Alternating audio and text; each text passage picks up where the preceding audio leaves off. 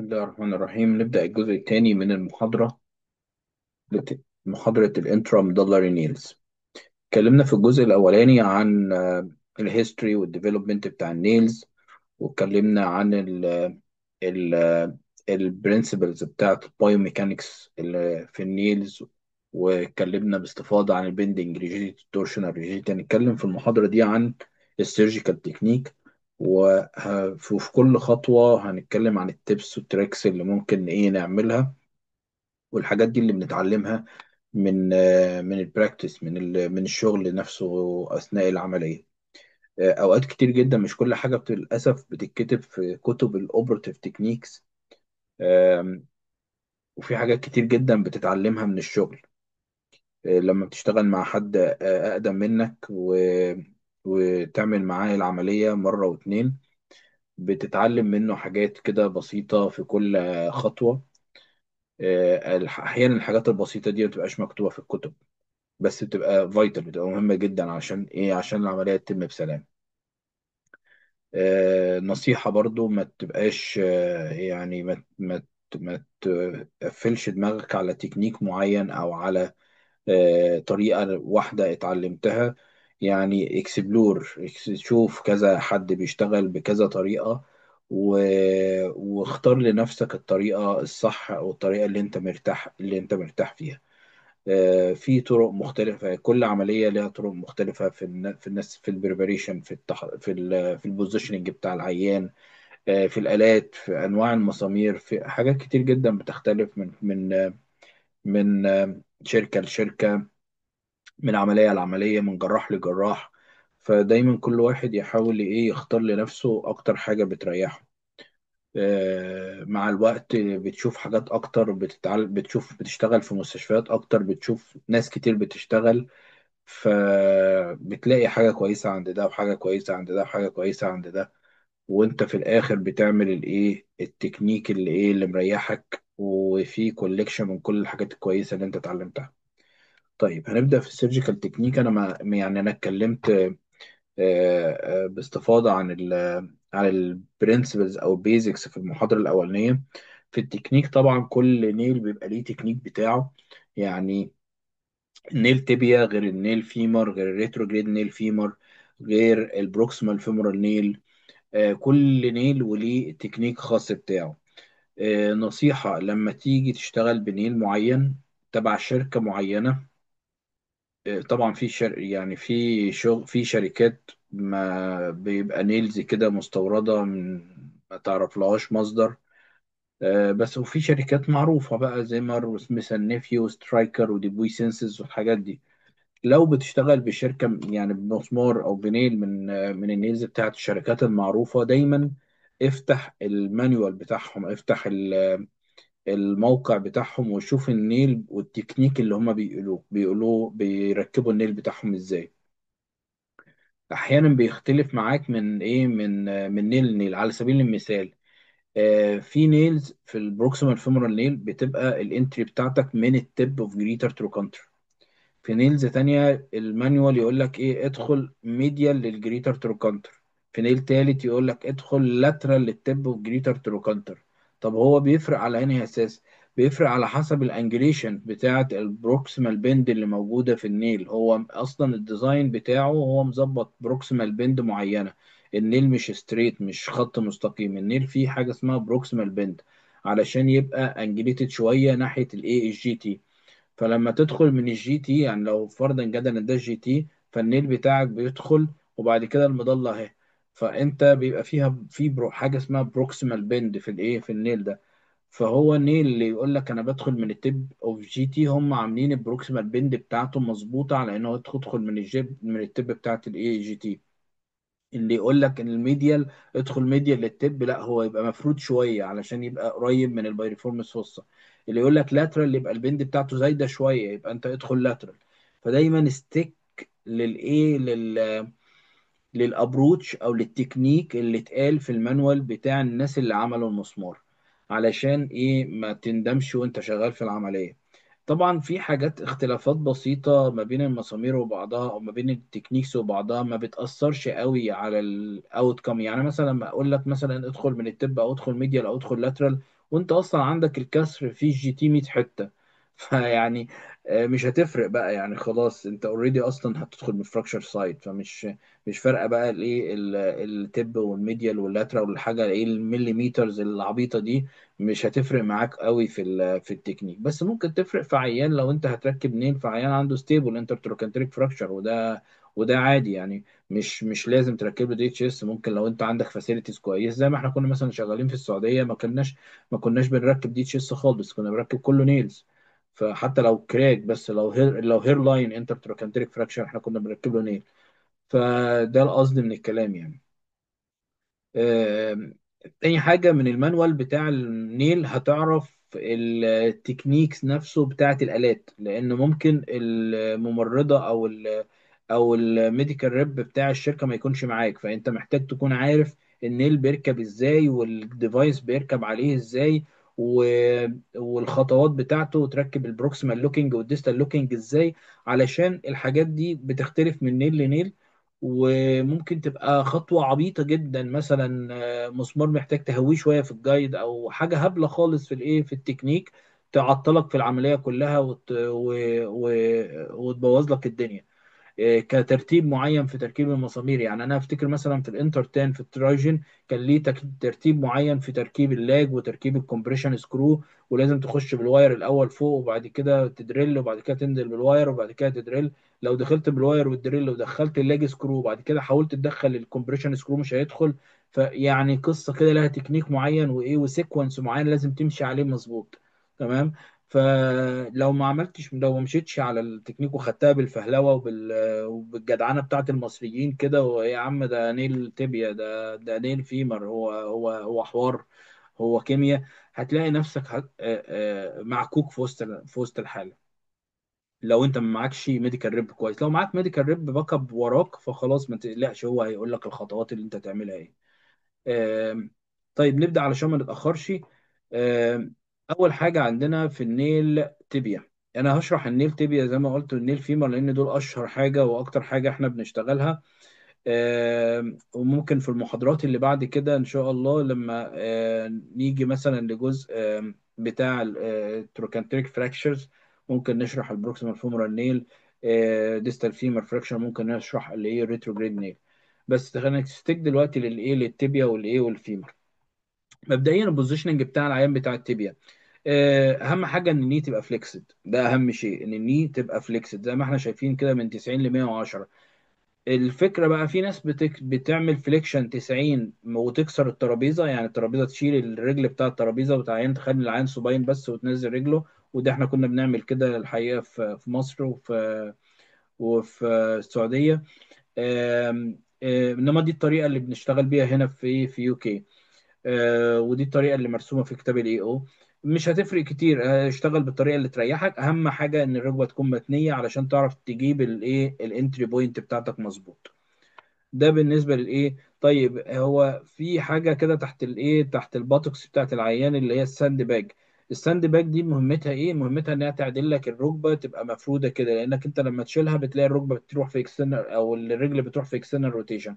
فلما تحط ساند باج تحت الايه تحت الباتوكس بتاعت العيان هتلاقي الركبه ايه الليج بقت ويل الاين. ده مهم جدا برضه عشان تبقى البوزيشن بتاعك مظبوط، وما يبقاش في عندك مشكله في الروتيشن ولا في الريدكشن بعد كده.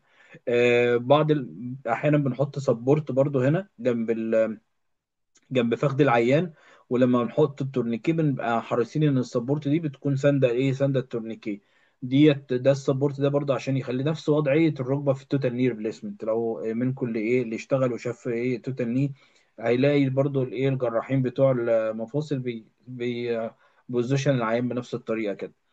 طيب ده بالنسبه للبوزيشننج. هنخش على الابروتش. طبعا في كذا ابروتش للتibia النيل. الابروتش الستاندرد اللي انا اتعلمته بصراحه واللي بشتغل بيه ومستريح بيه هو الترانس باتيلر ابروتش. بلاقي نفسي سنترال على النقطه بتاعت الانتري بوينت بتاعتنا مظبوط، وبندخل وما فيش اي مشاكل. في ناس بتشتغل بارا باتيلر، تخش ميديال بارا باتيلر، تخش ميديال للباتيلر تندون. ما بيحبوش يشقوا الباتيلر تندون بالطول يعني ويخشوا منه. عادي، على حسب كل واحد، على حسب التكنيك اللي مريحه وعلى حسب التكنيك اللي اتعلمه. وتدرب عليه. في ناس في بقى السوبرا باتيلر ابروتش، والسوبرا باتيلر ابروتش ده انديكيتد في الناس اللي هم عندهم بروكسيمال تيبيال فراكشر، علشان ده بيقلل يعني امكانيه حدوث، لانك انت ممكن تشتغل السوبرا باتيلر ابروتش مش في فليكسد ني، في سيمي اكستندد ني. فلو انت بتشتغل السوبرا باتيلر ابروتش في سيمي اكستندد ني، الهدف من السوبرا باتيلر ابروتش في سيمي اكستندد ني ايه؟ ان العيانين اللي عندهم بروكسيمال تيبيال فراكشر لما بتعمل اكستنشن للركبه بتقلل الديفورمينج فورسز اللي بيعملها الباتيلر تندون على البروكسيمال تيبيا. ليه؟ لانك انت لما بتشتغل سيمي اكس، لما بتعمل اكستنشن، الباتيلر تندون بيبقى اتاتش للبروكسيمال تيبيا، فبياخدها في ايه، في مور فليكشن مع الايه، مع الفليكشن. يعني لما تيجي تتني هتلاقي الايه، الكسر بيفتح منك اكتر. فانت بيبقى محتاج انك انت تفرد رجل العيان عشان الكسر بتاعك يبقى ريديوس. بتلاقي الايه، الكسر عامل كده، فانت بتبقى محتاج انك انت تفرد رجل العيان عشان الكسر يبقى مظبوط. كل ما تتني تلاقي الايه، الفليكشن جاي من عند الفراكشر سايد. فالناس اللي هم انت مضطر انك انت تعمل اكستنشن معاهم في البوزيشننج. ف فكده مش هتعرف تحط الايه، النيل بتاعك من الستاندرد ابروتش اللي هو الباتيلر. فبتبقى محتاج انك تدخل سوبرا باتيلر. ولو هتستخدم سوبرا باتيلر يبقى لازم تبقى واعي وعارف ان في سليف كويس طويل بيدخل من فوق الباتيلا لغايه لما بيوقف على الايه، التibia في الانتري بوينت. السليف ده مهمته ايه؟ مهمته ان هو يحمي التروكليا بتاعه الايه، بتاعه الفيمر والارتيكولار كارتليج بتاعها من الادوات بتاعتك والالات اللي انت داخل طالع بيها. بيبقى سليف طويل، اطول طبعا من السليف اللي بنستخدمه في الايه، في الباتيلر تندون. بعد الابروتش بنتكلم على النيل انتري سايت. طيب انت الانتري اصلا بتعملها بايه؟ والله احنا عندنا طريقتين، يا اما طريقه الجايد واير، سريتد جايد واير، او طريقه الايه، الاول. والاول الطريقه الكومن المشهوره الحقيقه، وطريقه الجدول دلوقتي خدت بوبيولاريتي اكتر، وخاصه هنا في يو كي معظمهم بيشتغل بالجايد واير، محدش قوي بيشتغل بالايه، بالاول يعني. آه، الجايد واير انت بتحس زي ما الصوره بتقول كده، بتحس الانتري، بتحس التيبيال بلاتو، وبعد كده بتنزل بتحط التب بتاعه الواير بتاعك على الانتيريور ايدج بتاعه التيبيال بلاتو، بالظبط في النقطه اللي هو مشاور عليها بالايه، باللون الاخضر دي. يا دوبك الاول ايدج بتاع التيبيال، يعني لو تيبيال بلاتو كده والايه، والانتيريور فيه هتلاقي فيه حته فلات كده، وبعد كده الايه، التيبيا الانتيريور سيرفيس بتاع التيبيا. فانت بتخش بالظبط في الانجل بتاعه التيبيال بلاتو مع الانتيريور ايه، مع الانتيريور سيرفيس. تظبط الايه، المكان بتاعك، وبعد كده بتحط الواير بصبعك كده، وبعد كده تعدله ايه، ممكن تهمر عليه شويه لغايه بس ما تظبط الانتري، وبعد كده تخش بالدريل او بالدريل على طول حسب ما ايه، ما تقدر. لو انت كنت كنترولنج الموضوع بايديك مفيش ايه، مفيش مشكله. طبعا بتدخل الواير وتشيك عليه بالاكس راي بالسي ارم، اي بي ولاترال. يكون ايه، يكون اي بي داخل سنترال في المظله، ويكون لاترال مش داخل على البوستيريور كورتكس، يكون ايمنج برضو المظله. عملت الايه، الانتري بوينت، بعد كده بتخش بالبروكسيمال ريمينج علشان تفتح الانتري بوينت بتاعتك او كويس. وبعد كده بتدخل البول تيبد جايد واير، اللي هو الجايد واير الطويل الفليكسبل اللي فيه اخره بول، اخره ايه، اخره كده ايه، في بول. الطريقة التانية اللي هي طريقة الأول. الأول طبعا آلة شارب كيرفت، في كذا شكل للأول، في كل نيل سيستم بيبقى فيه الأول بتاعه معاه. آه، في ناس هتفتح ترانس باتيلر زي ما هو فاتح كده، أو ميديال بارا باتيلر. المهم إنك أنت بتخش على الإيه، على الانتري بوينت بتاعتك، برضو بتحسها بصبعك زي ما شفت في أول حاجة، وبعد كده بتجايد التب بتاعت الأول بتاعتك على الصبع، وبعد كده تقوم داخل بالإيه، بالأول، وتشيك عليه برضو اي بي ولاترال في الاكس راي. الاول بتبقى الاول عشان هو مش طويل، الاول البليد بتاعت الاول مش طويله، فانت بتبقى محتاج انك تفتح المظله. فتفتح المظله ديت لو العيان يونج شويه في السن وعنده 18 سنه او 20 سنه مثلا، البون بتاعه قوي وجديد، بتلاقي المظله بتاعته بادئه من تحت مش بادئه من فوق قوي. الكانسيلا بون بتاعه او الميتافيزيال بارت بتاع البون بتبقى كبير، فانت ما بتبقاش تقدر، يعني ممكن ما تقدرش تفتح المظله بالايه، بالاول، وتعافر بتلاقي العظم جامد. وبعد ما تخلص الاول كله جوه، تيجي تحط الواير تبد واير بتاعك اللي هو البلانت، ما يعديش. ففي الحاله دي بتبقى محتاج الهاند ريمر اللي هو ال ال الموجود في الصوره ده. الهاند ريمر ده بيبقى هارد، بيبقى ريجيد، بتخش بيه خاصه بتاع زمر، بيبقى عندهم كذا واحد سيكونشال كده، بتخش بيه بالريمر دوت بايديك كده لغايه لما تفتح المظله. الهدف منه كله انك انت تفتح المظله، تفتح مجال للبولد تبد واير علشان تخش. ده البول تبد جايد واير. غلطة في ناس كتير بتقعد تعملها، انا ما اعرفش السبب بتاعها ايه، ان هم يقعدوا يدخلوا الايه البول تيب جايد واير ده ويحطوه على الدريل لو هو ما بيعديش من الكانسيلا سبون والدنيا واقفة، يحطوه على الدريل ويحاول يخش بالعافية بالدريل. طبعا البول تيب جايد واير ده مش معمول عشان يمسك فيه دريل. البول تيب جايد واير ده بيتمسك فيه تي هاندل. الدريل ده معمول للسريتد جايد واير بس، مش معمول للبول تيب جايد واير. آم، طيب احنا بنخش بالبول تبد جايد واير، وبعد كده بنرد الكسر والايه، والبول تبد جايد واير بيعدي من البروكسيمال فراجمنت للديستال فراجمنت. طيب احنا عندنا النقطة بقى الريدكشن. الريدكشن بكذا طريقة. آم، هناخدها سيكونشال بالايه بالترتيب.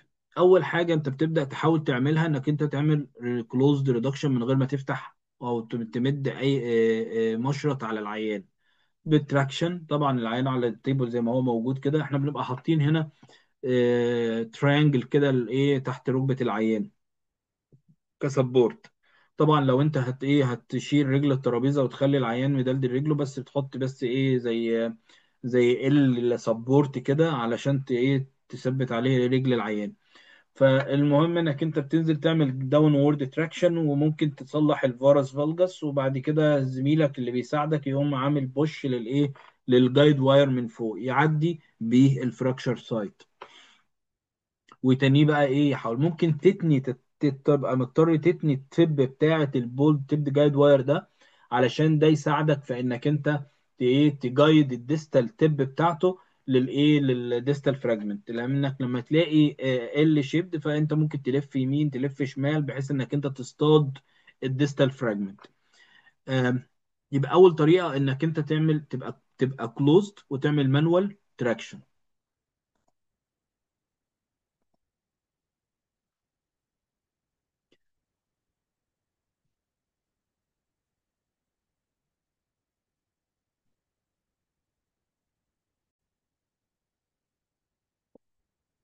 عملت المانوال تراكشن جه معاك الحمد لله، ما جاش يبقى لازم تعمل حاجة تانية. هنعمل ايه؟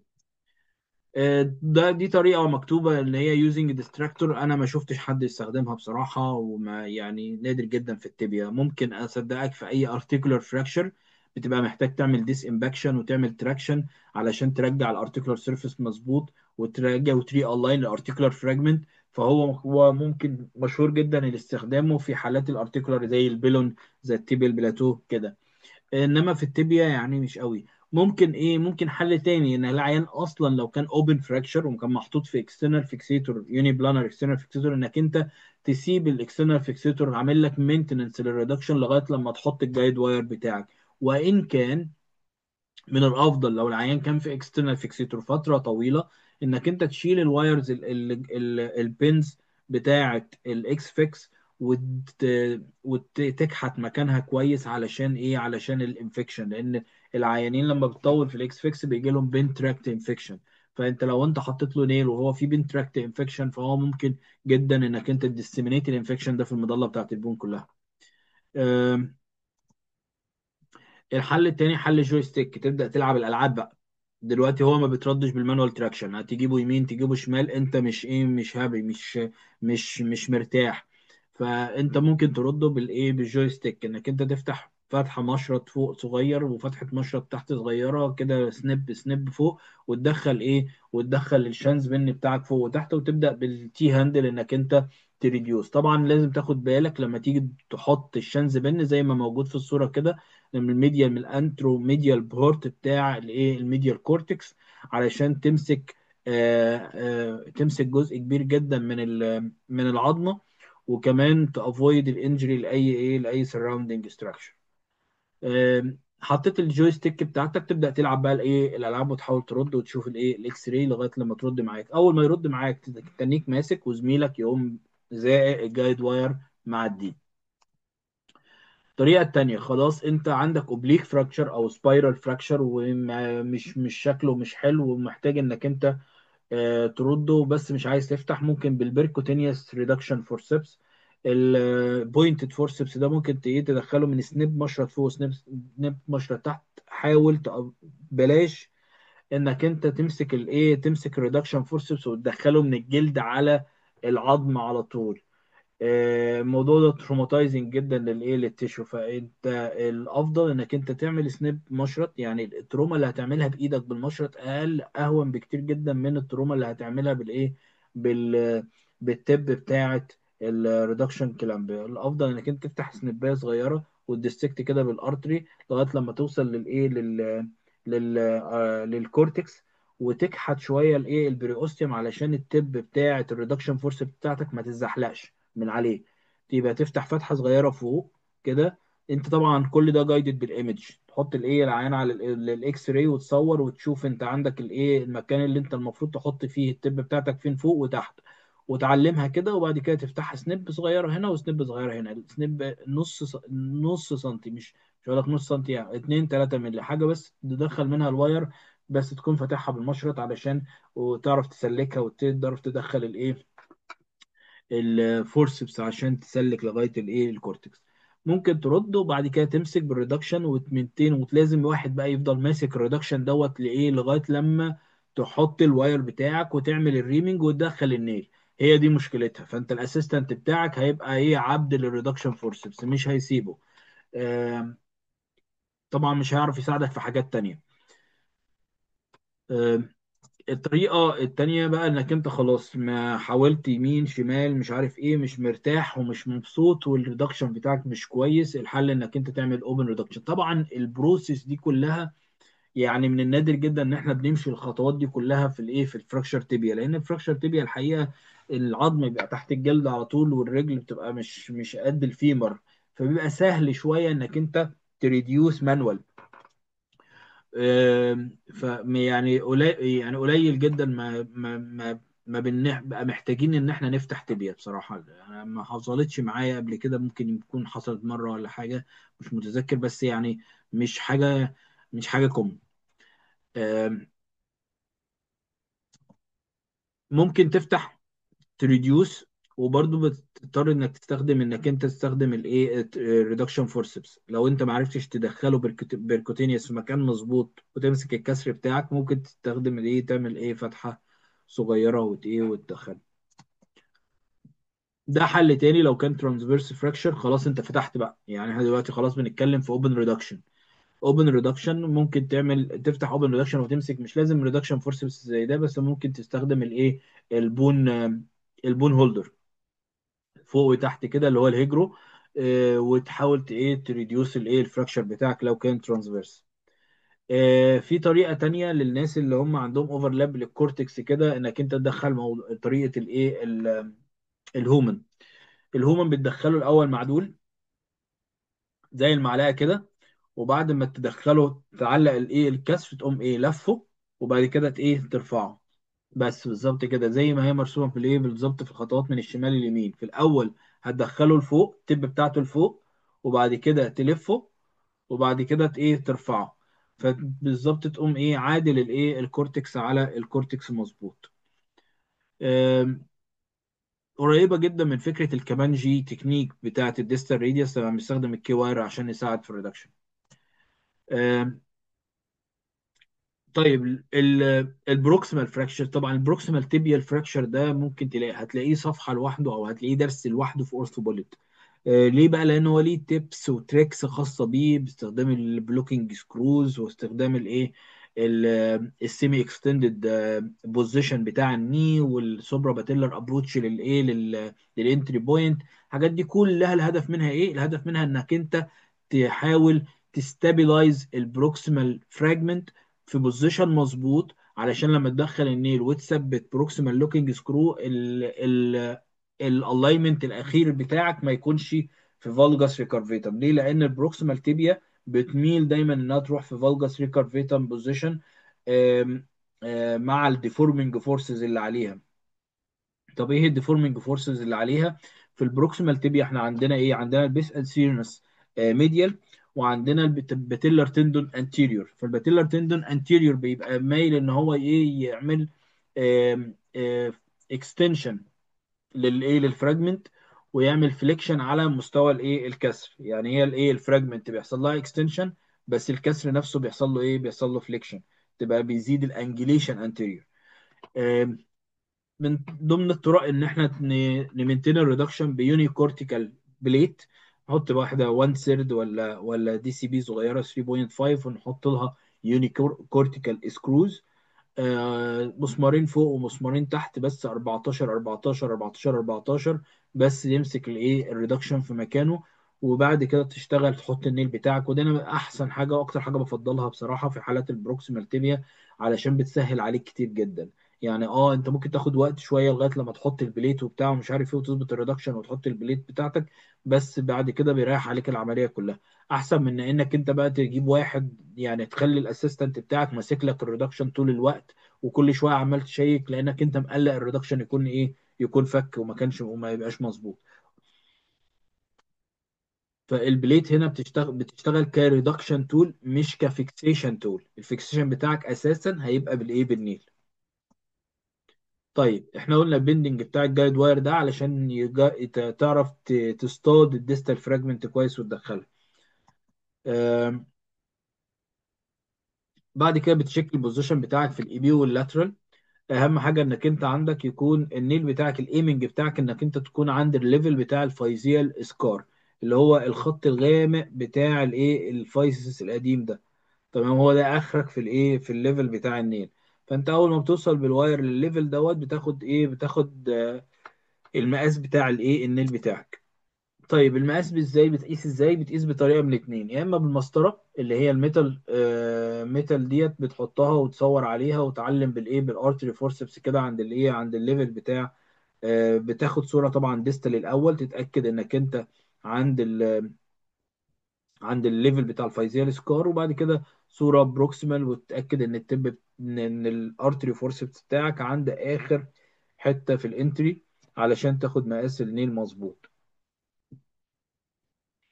في طريقة تانية اللي هي موجودة دلوقتي في معظم النيلز، ان هو عنده جايد واير ستاندرد، والمقاس اللي بره قد المقاس اللي ايه اللي جوه.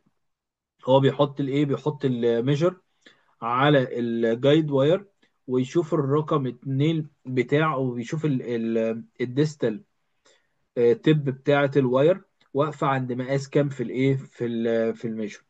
فبتدي لك قرايه على طول الواير اللي موجود جوه التibia. يبقى هو بيستخدم المقاس بتاع الواير اللي جوه التibia اللي بره التibia كانديكيشن عن الواير اللي جوه التibia. طيب انت خدت مقاسك، حلو. نبدا بقى ان ايه نشتغل. اول حاجه الريمينج. اهم حاجه الايه السليف، لان الريمينج ده ريمر بياكل. فانت مش هتحط سليف، اعرف ان الباتيلر تندون بتاعك هيبقى في الشلاحات بقى خلاص. تيجي تقفل في الاخر بتلاقيه مشرشر كده وايه ومفتل، والعيان بقى يشتكي من انتيريور نيبين للصباح الباكر. فلا يعني خلينا دايما حاطين في دماغنا السوفت تيشو. ما نركزش في العظم بس ونسيب السوفت تيشو. أم، فانت بعد كده بتبدا تعمل تريم. فانت بتبدا في الريمينج بقى ايه قصته في الريمينج؟ انت بتبقى جايدد اولا مبدئيا، ما تنطش خطوات. يعني ما تقولش مثلا يا عم ده عيان كبير في السن، طب ابدا يلا بريم 11. مفيش الكلام ده. ابدا دايما باقل ريمر، واطلع نص بنص نص بنص نص بنص. لو البول بتاعت الريمر، لو الريمر اتكسر جوه التبيه بتاعت العيان، وجيت طلعت بالبتاع وما لقيتش التب بتاعت الريمر، ويا سلام بقى لو انت مش مستخدم واير اللي هو البولد تيبد واير، هتبقى مشكلة كبيرة جدا. فدايما خليك ايه، خليك ماشي زي الكتاب ما بيقول علشان ما تحصلش معاك مشاكل. تمام. ال5 دقايق الزيادة دولت اللي هتريم فيهم مقاس ولا اتنين، مش هيفرقوا في حياتك ولا في حياة العيان أي شيء. بالعكس، هو أنت إيه، هتبقى في السيف سايد. فانت ابدا دايما بالكاتنج ريمر، اللي هو اول ريمر خالص، لان اصلا اول ريمر ده بيقول عليه كاتنج ليه، لان هو شارب جدا. تمام. انما الريمرز التانية ما تبقاش شارب زيه كده، فهو بيسهل او بيفتح طريق كويس للريمرز اللي بعد كده. احيانا ممكن تخش بالريمر الاولاني والتاني والتالت والرابع، وتلاقي الدنيا سايحه معاك، انت بتخش وتطلع ما بتحسش انك انت كلت عظم. ماشي، امشي بالخطوات بالظبط. انت برضو لا هيضر العيان شيء لو دخلت بريمر صغير على مضله واسعه، مش هيضر العيان شيء خالص. فانت خليك دايما حط ايه، حط الستبس قدام عينيك وامشي عليها بالترتيب وما تنطش خطوات.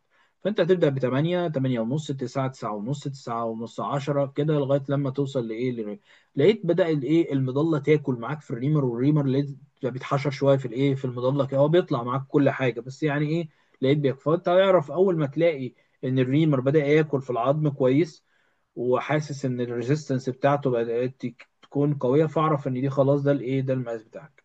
اهم حاجه، علشان اللو ريسورسز في بعض المستشفيات، بعض المستشفيات ما بقاش عندها كل الايه المقاسات افيلابل اون شيلف. يعني ما ممكن تلاقي مقاس ناقص، ممكن تلاقي ديامتر ناقص. انت عندك المقاسات بتاعت النيل ايه، مقاسات دايما بتتقاس بالطول والديامتر. يعني بتلاقي كل شركة مثلا عندها ايه 2 او 3 ديامتر. يقول لك مثلا شركة سترايكر مثلا عندها نيل 9، عندها نيل 10، عندها نيل 11، عندها نيل 12، عندها نيل 13. تمام. آم، 4 5 مقاسات بس، مش لازم كل ده يكون موجود عندك اون شيلف.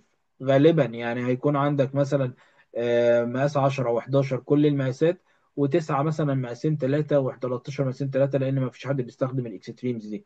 الناس كلها يا إما بتستخدم 10 يا إما بتستخدم نيل 11. او لو كان مثلا في سيستم تاني بيوصل ل 12، في ناس بتستخدم 12. انما مش هتلاقي كل المقاسات عندك. فانت اول ما تاخد طول الليل تسأل الممرضة عندنا ايه. ده لو فرضا جدلا انت عارف انك انت عندك الريسورسز محدودة، فتسأل طبعا الممرضة احنا عندنا نيل، انت مثلا خدت مقاس وليكن لقيت المقاس طالع مثلا 32 او 36. فبتسأل الممرضة احنا عندنا كام نيل تibia مقاس 36، آم، من دايمتر كام. فتقول لك مثلا عندي 11 في 36 وعندي 12 في 36. فلو او مثلا عندي 11 36 بس. فلو قلت لك انا عندي بس 11 36، يبقى انت عارف اخر ريمر هتحطه في العيان كام، هيبقى 12 ونص. دايما احنا بنريم 1.5 مللي زيادة عن الايه، عن مقاس النيل. فانت لو انت هتحط مقاس 11، فانت هتريم لغاية 12 ونص. لو هتقص هتحط مثلا نيل 10، يبقى تريم لغاية 11 ونص. تمام. ما تزيدش، ما تزودش قوي علشان ما تلاقيش النيل واسع، او المظلة واسعة على النيل. وبرضه ما تقللش قوي علشان ما تلاقيش النيل بتاعك بيتحشر جوه المظلة. فلازم تكون ايه ريمينج على قد النيل اللي هتحطه بالظبط. فدي تب تعرفها، علشان مش كل الاماكن بيبقى فيها الريسورسز حلوة، وكل اللي فيها كذا نوع نيل والمقاسات على قفا من شيء. طبعا في بعض لما بتجيب شركة معاك، انت لو شغال مثلا في مصر وبتشتغل مع الشركات، فهو الشركة بيبقى جاي معاه النيلز كلها مقاساته كلها مظبوطة، فانت بتبقاش شاغل بالك قوي. انما لو بتشتغل اون شيلف، انت لازم تشيك الستوك بتاعك كام، موجود عندك قد ايه الاول، وموجود عندك ايه ومش موجود عندك ايه. لازم تعرف ايه حدودك وامكانياتك. طيب عشان ما نطولش في الخطوة دي، احنا هنريم وقلنا نص بالنص. وبعد كده في طريقة تانية انك انت تشوز النيل دايمتر. للاسف انا ما شفتش الايه المسطرة دي في معظم السيستمز. بس هي حاجة كويسة جدا انك انت بتعرف منها على الاقل الدايمتر بتاع الايه المظلة بتاعتك كام عند الاسمس، وده اللي بتحدد عليه النيل اللي هتستخدمه، وبالتالي هتحدد عليه الريمنج اللي اللي هتعمله. فهو انت شايف هنا مثلا عندك في الايه، في الدوائر دي، مثلا دي دايره بتاعت نيل 8، دي دايره بتاعت فاضي، دي المضله اللي هي الواسعه البيضه دي كلها، دي المضله. وديت الايه العلامه بتاعت النيل. فدي مثلا الدايره دي، دي دايره نيل 10. في ده دايره نيل 9، في 9 لا واسع شويه، انما 10 مظبوط. يعني احنا هنا هنستخدم 10 لان انت شايف هنا ايه، بيلمس الكورتكس من ناحيتين. فخلاص ده هيبقى ويل فيتنج جوه في الايه في المظله. فانت هنا هتختار ايه، هتختار نيل 10. انما طبعا مش هتختار 8، 8 يبقى ضيق صغير جدا. 9 برضه صغير، 10 كويس، 11 طبعا كويس. 11 قصدي هيبقى كبير. طيب احنا اخترنا النيل دايمتر، واخترنا الريمينج، وعرفنا الريمر. فخلاص احنا مثلا هنريم مرة ونص. طيب تبدأ ايه تحضر للنيل.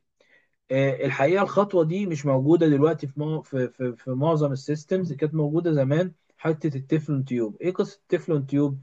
يقول لك ايه، يقول لك انت داخل بالايه بالبول تيبد جايد واير ده. تمام، زي ما انت شايف عندك ده بول تيبد ومتني من تحت. فزمان كانت البول دي ما تعديش من النيل، كانت بول كبيره، فما تعديش من الايه من النيل. فانت لو دخلت النيل على الواير اللي فيه بول تبد ده، تيجي بعد كده تشيل الواير، ما تلاقي الواير محشور، محشور في التب في التب بتاعت النيل. لان الكنال بتاعت النيل بتاعته او الفتحه لتحت ضيقه، ما تعديش الكوره دي. فكان كان الخطوه دي بتتعمل ازاي؟ كان لازم تبدل، لازم تبدل الايه، تبدل ما بين ال- النيل ده الجايد واير ده، وتحط جايد واير تاني. الجايد واير التاني ده ما بيبقاش فيه بول تحت خالص، بيبقى تبت. ما بقاش فيه ايه، ما بقاش فيه الكورة دي. نعمل ايه؟ طبعا ما ينفعش نشيله كده ونحط التاني، لا، لان لو شلت كده هتفقد الريدكشن، وهتضطر تعيد كل اللي احنا عملناه ده تاني. فعشان تحافظ على على القصه دي ايه، كنا بنحط حاجه اسمها تeflon تيوب. انبوبه كده عامله بماده التeflon كده موجوده في العلبه. تقوم ايه مدخلها على الايه، على النيل، على سوري على الجايد واير. وبعد كده تقوم شايل الجايد واير، وتقوم حاطط مكانه بقى اللي هو الايه اللي هو الشارب تيب ده. تمام. يعني انت اول حاجه ادي الايه، ان احنا خلاص وصلنا للمرحله دي، احنا ردينا الكسر، حطينا الجايد واير بتاعنا، عملنا ايه، عملنا ريمينج وكل حاجه. طب هي ايه اللي في القصه؟ طب ليه احنا ما استخدمناش شرب من الاول؟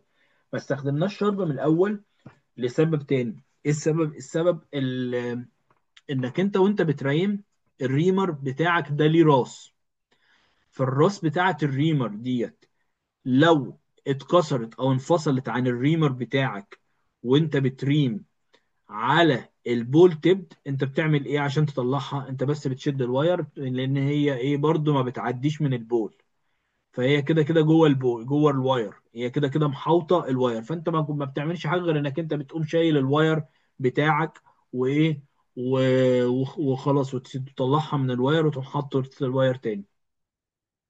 لكن لو انت استخدمت الشارب تيب من الاول خالص، وحصل ان الريمر اتكسر جوه، فهتيجي تشيل الجايد واير، هتلاقي الريمر، قطعة الريمر قاعدة لك جوه في المظلة، وهو تصوت بقى علشان تعرف تشيلها، تضطر تشق الكورتكس، وقصة يعني وحشة جدا. تمام. فهم عشان كده اخترعوا القصة دي، قال لك ايه، خلاص يا عم عشان نأمن على الريمر ما ينكسرش. ده ليه بقى؟ ده اللي انا بقوله ليه، علشان كده اقول لكم ايه، اقول لكم لازم وانت بتريم، لازم تكون ايه، واخد بالك من الكورتك، من المظله بتاعتك وسعه قد ايه. وما تنطش ريمرز، ما تقولش مثلا دخلت بريمر 9 لقيت الدنيا هوا فهتلاقي ريم 11. لا، مشي مظبوط يا عم، واحد بواحد، مش هقول لك نص بنص، اعمل على الاقل واحد واحد. انما ما تنطش واحد اتنين تلاته، علشان ما ايه، ما تعملش اندر استيميشن للمظله فتتحشر جوه. بس فهي القصه بتاعت التeflon تيوب دي كان الهدف منها كده بالظبط، انك انت، او القصه بتاعت البول تيب جايد واير ده، علشان ايه، عشان تحافظ على الريمر، على الريمر هيد، وما تتكسرش وتتساب جوه المظله. طيب فاحنا محتاجين بقى دلوقتي نبدل البول تيب ديت، علشان البول تيب دي كمان مش مصممه عشان الريمر بس، لا، ده هي دلوقتي كمان هي مش مصممه عشان النيل نفسه. فكان الحل ايه، الحل انك انت لازم تغير الواير ده بواير تيب. فانك انت تشيل الواير ده على طول من غير ما تحط حاجه الاول تمسك لك الريدكشن وتمسك لك الميدالري سبيس، تسهل عليك يعني زي سليف او حاجه. فهو ده اخترعوا بقى التeflon تيوب. فهو ايه، تحط التeflon تيوب، فبعد كده تشيل الواير، تحط الواير التاني البول تيب، بعد كده تشيل التeflon تيوب. التeflon تيوب لو تاخد بالك هي ايه الواسعه الايه الحلوه دي، تمام، ديت اللي ايه اللي موجوده. طيب دلوقتي ايه الحل؟ الحل دلوقتي ما عادش فيه تeflon تيوب. التطور دلوقتي او اللي موجود دلوقتي ما عادش فيه تeflon تيوب، بقى فيه بول تيب ده جايد واير. اه، بس البول تيب جايد واير معموله بحجم ما يعديش من فتحه الريمر. يعني لسه لو الريمر اتكسر انت لسه تقدر تشيل الواير، تشد الواير، فتلاقي اللي ايه قطعه الريمر معلقه في الواير بتاعك. بس في نفس الوقت البول دي بتعدي من الفتحه بتاعت النيل. يعني انت بتدخل على البول تبد جايد واير النيل بتاعك عادي، ما عندكش مشكله. فهو يعني القصه من الاخر ان هم ايه، ان هم صغروا حجم البول تب شويه، بحيث ان هي تعدي الايه من النيل. كبروا فتحة النيل برضو شوية علشان يعدي البول تبد بسهولة، وضيقوا فتحة الريمر علشان ما يعديش من البول تب دي. بس فما عادش عندنا بقى ما عادش، ما لهاش لازمة بقى دلوقتي الخطوة دي كلها خالص. ماشي، احنا دلوقتي حطينا الواير بتاعنا، هنبدأ نحط النيل بقى. نحط النيل. طيب النيل بيتحط ازاي؟ النيل بقى ما ايه، لازم تكون ايه جنتل في الاول. يعني مش لازم اول ما تحطه تقوم ماسك الهامر طق طق طق طق، لا، هو النيل الاول بتحطه وتعمل له روكينج موفمنت كده لغايه لما لو لقيته بيسلايد معاك حلو الرضا. ليه الفورس؟ ليه تمسك الهامر من اول حاجه؟ ما تمسكش الهامر من اول حاجه. انت ايه، دخله بايديك الاول وعديه، تمام. لقيته بقى واقف وصعب ومش عارف ايه وبتاع، استخدم الهامر. انما مش اول ما تخش على العيان تبقى ماسك الهامر وطق على طول. ليه بقى؟ لان النيل لو هو واقف على البوستيريو كورتكس وانت عملت هامر جامد من الاول، ممكن النيل يكسر لك البوستيريو كورتكس. فهو الفكره دي، طب حتى لو انت هتعمل هامر، طب انت دخلت يا عم بالنيل ودلوقتي وانا بحاول احركه مش، وحاسس ان هو جامد عليا مش قادر، مش راضي ينزل، واقف ثابت، هستخدم هامر. طيب تبقى تستخدم هامر تك تك وتحرك النيل، تك تك وتحرك النيل، تتأكد ان هو مش استك على البوستيريور كورتكس، تك تك وتحرك النيل، تك تك وتحرك النيل. النيلز دلوقتي بقت مصممة ان الديستال تيب بتاعتها مش تابرنج، مش بقت بلانت شوية علشان تتزحلق على الكورتكس بسهولة من جوه، مش تكسر لك البوستيريور كورتكس. طيب دخلنا النيل، بندخله لغايه تحت لغايه الليفل بتاع الفايزيال سكار، وبتاخد صوره اي بي ولاترال علشان تتاكد ان البوزيشن بتاعك اكسبتد وفي المكان بتاعه ديستالي كويس. طبعا البروكسيمال تركب بعد كده بروكسيمال لوكينج وديستال لوكينج. طيب البروكسيمال لوكينج دي ده شكل الايه الجهاز الديفايس بتاع معظم الشركات دلوقتي كلها بقت بتستخدم اللي هو الايه السي شيبد دوت. زمان احنا كنا بنستخدم واحد بس عامل زي اليو شيبد كده، وبنحط الايه المسامير من اتجاه واحد. لا دلوقتي بقى ايه بقى بتحط المسمار ميديال والمسمار ايه لاترال كريس كروس زي ما الصوره دي موجوده كده. وبقت المسامير دلوقتي مصممه انك انت ما تاخدش مسمارين بس، ممكن تاخد ثلاثه واربعه. طيب ديستال انترلوكينج في كذا طريقه بصراحه الحقيقه للايه للانترلوكينج. دلوقتي في ديفايس جايد ديفايس اصلا بيركب على النيل وما بتحتاجش محتاج لا اكس رايز كتير ولا اي حاجه، انك انت بتركب الجايد بتاعك وتشتغل زي ما عملت بروكسيما بتعمل ايه ديستال. الحقيقه انك انت علشان توصل لديستال جايد ديفايس من غير ايرور لازم يكون في حلقه كامله مقفوله. ليه بقى؟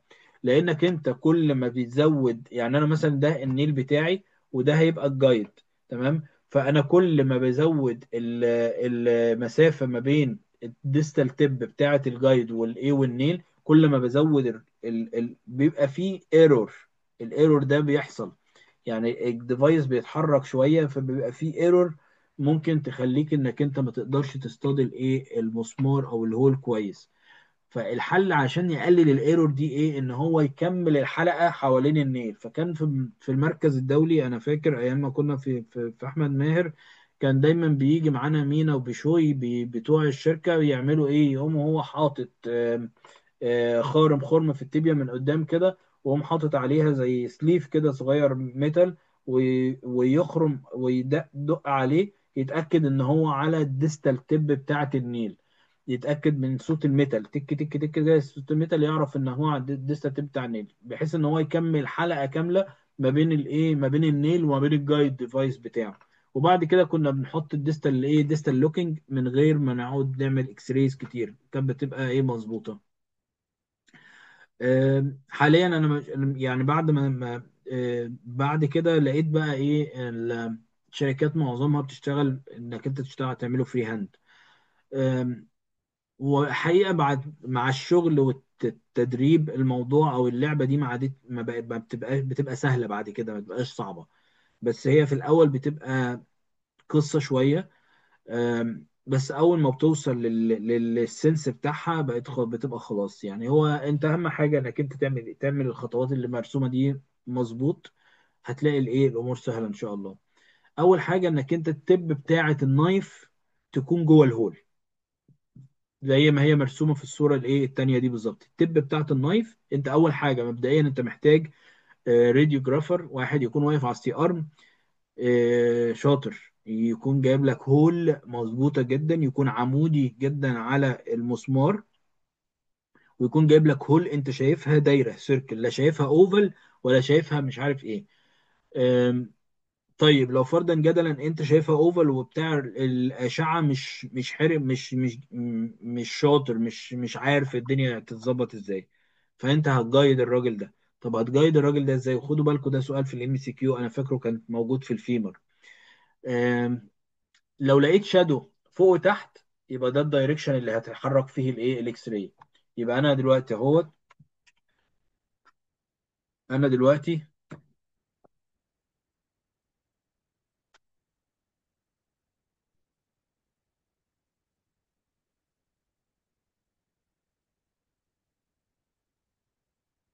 لو انا مثلا هرسم هول دائريه، سوري هتبقى اوفال، وفيها شادو من فوق وفيها شادو من تحت زي دي كده. فلو انا عندي فوق وتحت، فانا يبقى ده الدايركشن بتاع الايمج. فالايمج بقى هخليها هخليها تتحرك في الاتجاه ده. لو لقيت الشادو هنا وهنا، فهخلي الايمج تتحرك في الاتجاه ده. فانت دايما بتبقى مع الدايركشن بتاع الشادو. فالدايركشن بتاع الشادو هو ده اللي بي ايه بي بيديك جايد على انك ازاي تادجست السي ارم بتاعك. طيب انت ظبطت الدايركشن بتاعك لغايه لما جبت سيركل كويسه، بتحط التب بتاعه النايف تكون جوه الهول. بعد كده بتجيب التب بتاعه الدريل بت. فتحت انت طبعا بتحط النايف في الاول، بتعمل بتعمل سنيب انسيجن. وبعد كده بتعدل. انت بتبقى واقف على على التibia كده. وبعد كده بتاخد صورة، فخلاص انت البوزيشن بتاعك ده مظبوط، تقوم ماسك عادي النايف بتاعتك وداخل في السكان. طيب خلاص عملت سنيب انسيجن، تقوم جايب بقى طبعا في ناس بتحب ان هي تعمل ديسكشن شوية علشان تشيل السوفت تيشو وتكحت شوية البريوستيوم من على العظم علشان ما يحصلش يتزحلق. ف بعد فانت بتعمل ده علشان ما تزحلقش الدريل بت بتاعتك من على العظم.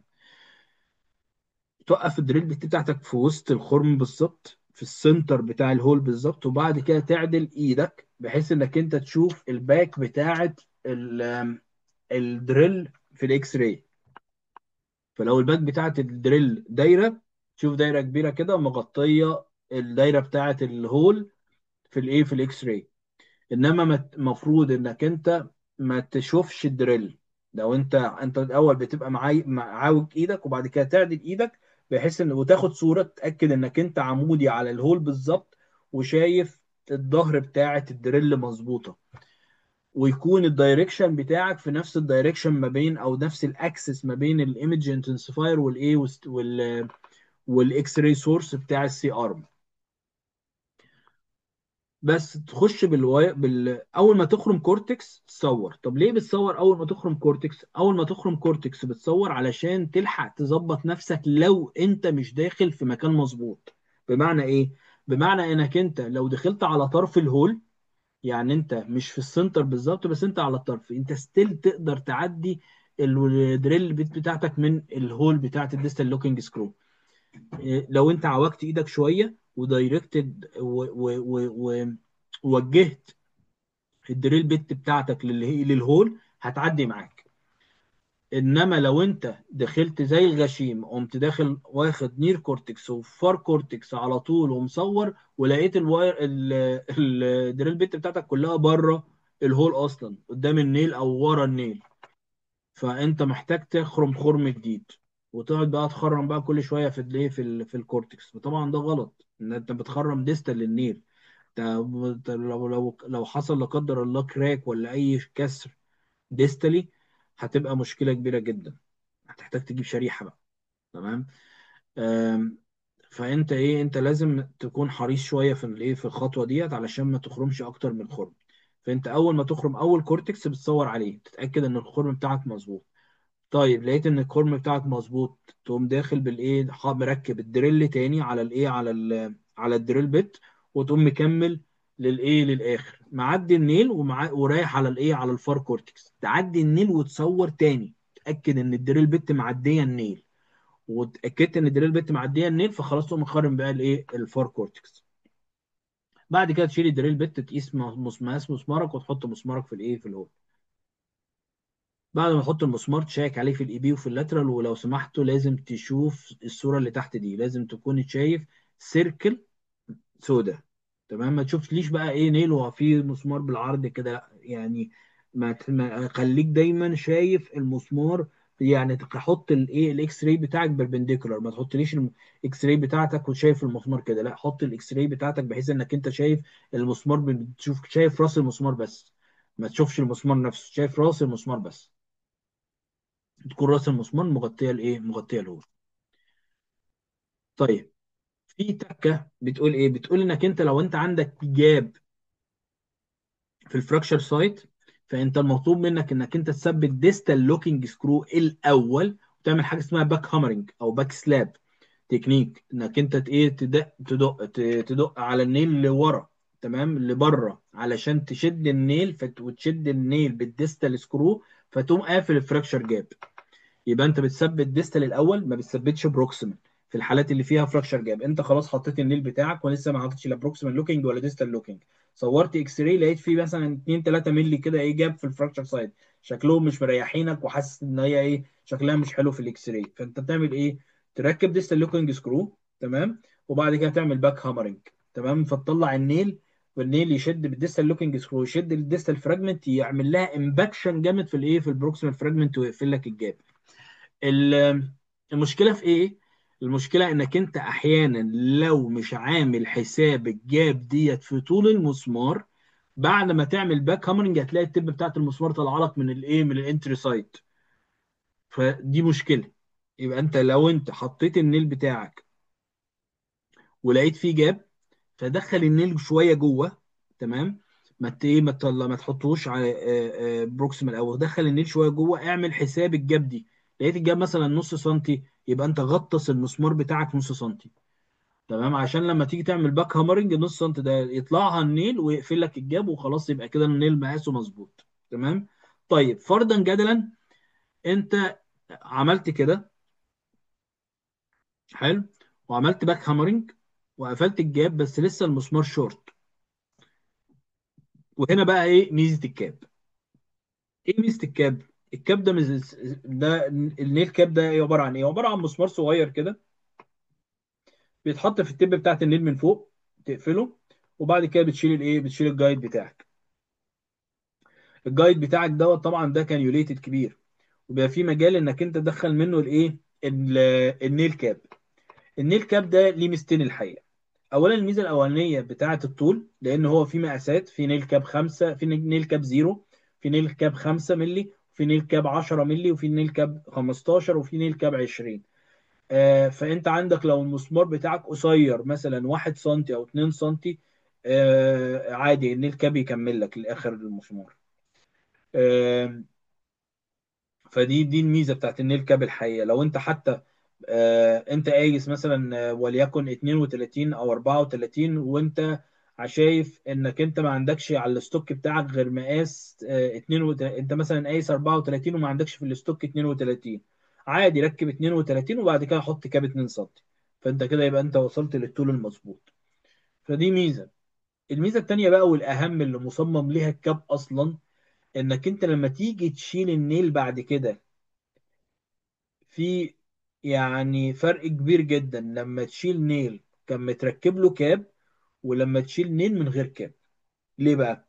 اولا النيل من غير كاب، لما بعد ما تيجي للعيان بعد سنة بيكون العظم كاسة على النيل، والعظم داخل جوه النيل من جوه، فبيكون ايه بيكون العظم ملالك الحتة اللي انت هتعشق فيها اليونيفرسال اكستراكتور. ايه قصة اليونيفرسال اكستراكتور ده؟ اليونيفرسال اكستراكتور ده مسمار عامل زي قد البتاعة دي بالظبط، بتحطه بتبقى السريشن عامل زي تيبر كده، تبرد كده، وفيها سريشن، فهو ايه بيعشق جوه النيل مظبوط.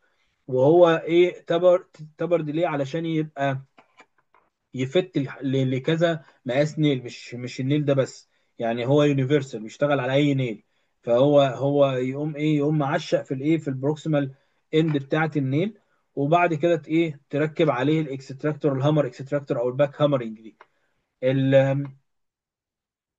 الفكره بقى لو انت مش مركب النيل، طبعا عظم كتير جوه، هتضطر تقعد بقى تقرقط بقى بالقراده بقى بالنبلر بقى التنيك، تشيل في العظم ده وموال بقى، يعني تقعد لك ساعه مثلا لغايه لما تنظف البروكسيمال اند بتاعه المسمار وتركب فيها الايه اليونيفرسال اكستراكتور. انما لو فيها نيل كاب، نيل كاب بيقفل لك المضله خالص بتاعه النيل، او بيقفل لك الكنال بتاعه النيل، ويبقى الحته اللي هتنضفها بس هي الحته مكان السكرو درايفر اللي ماسك فيها الايه النيل تيب دي، النيل كاب ده، يعني الحته دي بس تدي كده بتاع حوالي ملي او 2 ملي. هي دي بس اللي انت هتنضفها. تمام. وعشان تعشق فيها السكرو درايفر، تعشق السكرو درايفر وتفك النيل كاب، تلاقي عندك الايه النيل مضل الفراغ بتاع النيل والسريشن بتاعت النيل فيرجن نظيفه، بتقول لك حط اليونيفرسال اكستراكتور وما عندكش اي مشكله. طيب نيجي بقى لقصه البولر او البلوكينج سكرو. القصه بتاعت البولر او البلوكينج سكرو دي انا اسف انا حطيتها متاخر شويه، هي طبعا مكانها مش في هنا، مكانها الصح في وقت الايه الريدكشن، ووقت انك انت بتحط الجايد واير بتاعك في الديستال فراجمنت. طيب انت دلوقتي عندك ديستال تibia فراكشر عند الليفل بتاع الميتافيزيس، يعني عندك الديافيزيس بتاعك كله فوق، وانت عندك الكسر عند الميتافيزيال ريجن، بس ستيل عندك من فراغ بتاع حوالي مثلا 2 3 سنتي، ممكن تحط فيهم ممكن يحط فيها نيل وتمسك ديستال لوكينج سكروز بتاع حوالي 3 او 4 مسامير لو بركب اكسبرت نيل. المشكله ايه بقى في الكسور دي؟ المشكله ان الايه المظله بتبقى واسعه جدا عند الليفل بتاع الفراكشر، فبيحصل مار ريدكشن. لو حصل مار ريدكشن لسه ستيل النيل ممكن يعدي ويخش ديستالي، وبرضه الكسر ما يكونش مردود كويس. انما لو عندك كسر في الكورتكس فوق في الديافيزيس في نص الشافت مثلا، فانت مجرد ما عديت النيل لوحده اوتوماتيك بيرد لك الكسر مسطره، تمام، لانه ما فيش فراغ كبير اصلا، يعني هو الفراغ اللي موجود هو قد فراغ النيل بالظبط. كانك انت حطيت ايه حطيت انبوبه جوه قلم ضيق جدا، فالانبوبه هي كده كده هترد لك الايه فالنيل هو كده كده هيرد لك الايه الكسر على الجايد واير بتاعك. انما مش ده الوضع او السيتويشن اللي بيحصل في البروكسيمال تيبيا فراكشر والديستال تيبيا فراكشر. فالبرولر او البلوكينج سكروز دي التكنيك ده ابتكر يعني لحل المشكله دي. طب هو جاي منين البولر او البلوكينج سكرو؟ جاي من كلمه بولر. البولر ده اللي هو الايه الصدادات اللي بنحطها بنلاقيها في الجراشات او في الشوارع، واللي بتمنع ان العربيات تخش عند الحته دي. على سبيل المثال البولارد اللي احنا شايفينها في الصورة دي، ايه الوظيفة بتاعتها؟ الوظيفة بتاعتها انها تمنع العربية انها تخش على طريق المشاة اللي في النص. تمام. احنا برضو هنستخدم المسامير بتاعتنا كده، احنا بنستخدم المسامير بتاعتنا عشان نمنع النيل ان هو يخش في حتة معينة. الحتة دي لو دخل فيها النيل هيبقى الكسر بتاعنا مش ريديوسد كويس. ده مختصر المفيد. يبقى انا بستخدم بولر سكرو ليه؟ عشان امنع دخول النيل في حته هتخلي لي الكسر مش ريديوست. تعالوا نشوف اول ايه، اول ايه طيب ده الايم بتاعه اهو: stand on the way of a nail and doesn't let the nail to go its way. So the nail can only go in the direction determined by the screw، واللي هو يحقق لك الجود ايه، جود ريدكشن. وده احنا بنستخدمه في الديستال والبروكسيمال ميتافيزيال فراكشرز، واكترهم التبيا. طيب تحطه فين بقى الايه البولار سكرو ده؟ البولار سكرو دوت بتحطه بكذا طريقه.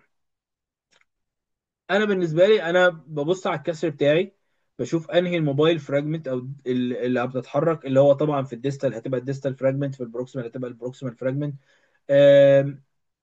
واحط الايه السكرو في الناحيه اللي انا عاوز اودي الكسر فيها.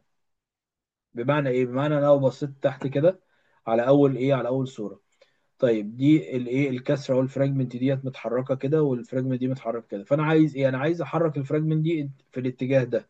تمام، انا عايز احركها ايه، احركها ميديال. فانا بحط بكل بساطه بحط السكروز بتاعتي ميديال بس. هلاقي ان الفراجمنت اتحركت ميديال بس، والكسر اترد. ده يعني ده انا بعملها كده، انا ببص على الكسر بشوف الكسر ايه، الكسر عايز يروح فين، او انت عاوز تودي الكسر لما هترد الكسر هتودي الفراجمنت فين. تمام. وبعد كده في الدايركشن ده بتحطها بالنسبه للنيل. لو لقيت الايه الفراجمنت دي الناحيه دي، فانا عايز اودي الفراجمنت دي الناحيه دي، فاقوم حاطط السكروز الناحيه دي اللي هي الناحيه اللاترال. طيب في طرق تانية، في طرق تانية نفكر فيها، في طرق تانية نفكر فيها. الكونكيف سايد اوف ذا فراكشر، نشوف الكونكيف سايد اوف ذا فراكشر فين، وتحط فيه الايه السكروز. تمام. هو ايه القصه بتاعت السكروز؟ ايه السكروز بتقف في طريق النيل زي ما احنا شايفين هنا. هو حط النيل، حط الجايد واير بتاعه، قام حاطط النيل بكل ايه، بكل سلاسه. بص اكس راي هوبا لقى المنظر ده، لقى الكسر بتاعه ايه مش ريديوزد، وحاصل فيه شورتنج. تمام، ولسه النيل جوه عادي خالص، ما عندوش اي مشكله. لان احنا شايفين النيل فيلنج المضله زي الفل، بس مش هيفيل هنا، مش هيفيل الميتافيزيال فراجمنت هنا، الدنيا واسعه جدا هنا. فهو إيه الهدف انا مش عايز النيل يجي في الحته دي، بس انا عايزه يجي في الحته دي، فهم حاطط له مسمار في الحته دي، علشان اول ما ينزل على المسمار يقوم ايه، يقوم متزحلق وجاي ايه، وجاي لاترال زي ما حصل هنا بالظبط. انا حطيت له مسمارين في الحته بتاعته دي، حطيت له مسمارين هنا. فهنا ايه، بتطلع النيل بره، تحط المسمارين في الحته اللي انت مش عاوز النيل يخش فيها، وبعد كده بتدخل النيل تاني واحده واحده وبهامرنج شويه. هتلاقي النيل اتزحلق من على الايه، من على السكروز، وقام ايه، رادد الفراكشر فراجمنت. تمام. ده مثال ايه، ده مثال تاني. انت عاوز ايه، انت عاوز تودي الكسر ده فين؟ طبعا هو حط الايه النيل، وحط السكروز، وبيصور يا عيني، لقى الايه، لقى الفراجمنت ايه ديسبليسد في المنظر ده. فهيعمل ايه، هفك السكروز دي تاني. تمام. اطلع بالايه طبعا حط الجايد واير بتاعك، اطلع بالنيل. تمام. وبعد كده شوف النيل، طبعا النيل داخل هنا، فانا مش عايزه يخش هنا، عايزه يخش هنا شويه، فانا اقوم حاطط له ايه سكروز هنا. او انا عاوز اودي الفراجمنت دي فين، انا عاوز اودي الفراجمنت دي في الدايركشن ده، الدايركشن ميديال، اقوم حاطط له السكروز ميديال. فهو عمل ايه، عمل كده، حط سكرو ميديال، فعمل ايه النيل وهو نازل اتزحلق من على السكرو. تمام. فقام زائق الايه الفراجمنت. طريقه تانية لقيتها برضو منشوره في بيبر لطيفه قوي. قال لك انت ارسم لاين along the axis of displaced or flare segment. يعني انا عمر ايه، انا راسم لاين بتاع الايه، بتاع الاكسس بتاع الديسبليسد سيجمنت دي، مثلا الديسبليسد سيجمنت اهي، وده الايه، وده الجوينت لاين بتاعي. فانا بشوف الاكسس بتاع بتاع الديستال فراجمنت، هلاقيه ماشي كده في الدايركشن ده. لو انا عملت انوتيشن هنا، مش عارف هنا موجودة منين. اه فانا ادي الارتيكولار سيرفيس بتاعي. تمام. فانا بقوم واخد الدايركشن بتاع الايه الفراجمنت دي، دايركشن كده. تمام. واقوم واخد واحد along ذا ايه ذا فراكشر لاين، ده الفراكشر اهو، دي السبايك بتاع الفراكشر، وده السبايك تحت، فالفراكشر بتاعي ايه كده. تمام. فين الاكيوت انجل؟ ادي اكيوت انجل وادي اكيوت انجل. فانا لو هحط سكرو هحطه في الاكيوت انجل هنا او هنا. تمام. لو انا محتاج هنا، يعني انا طبعا هنا مش هحتاج هنا حاجه لان هو اصلا في المظله مظبوط، وسنترال في الايه في الكورت، بس انا هحتاج ديفنتلي هنا، وهو ده اللي حصل. حط سكرو هنا، فقام ايه، فقام محرك الكسر. بصراحه طريقه لطيفه جدا، وانا ايه يعني حبيتها يعني. طيب،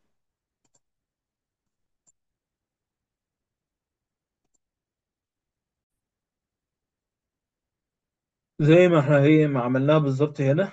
انت بتاخد لاين مع الفراجمنت اللي بتتحرك، هي الفليرد فراجمنت او الفليرد سيجمنت او الديزايرد دايركشن، وتشوف الديزايرد دايركشن اوف ريدكشن فين. اولا بتاخد ايه، بتاخد عندك آم، بتاخد عندك الايه الاكسس بتاع الفليرد فراجمنت، وبعد كده بتاخد واحد along the line of the fracture، وتشوف الاكيوت انجل بتاعتك فين، وده المكان اللي بتحط فيه البلوكينج سكروز بتاعك. زي ما احنا شايفين هنا، دي حالة ديستال فيمر. فهو خد الايه الاكيوت انجل بتاعته هنا، حط الايه، حط السكرو هنا، فبالما حط الايه النيل بالاوتوماتيك قامت زقه الفراجمنت في الدايركشن بتاع الريدكشن. فاحنا لو فكرنا فيها بنفس المنطق اللي انا فكرت فيه اول مره، اللي هو ايه، انت بتشوف انت عايز تودي الكسر بتاعك فين، وبتحط انا عايز اودي الكسر بتاعي ده الناحيه دي، فانا هحط ببساطه كله الناحيه دي بس، وخلاص.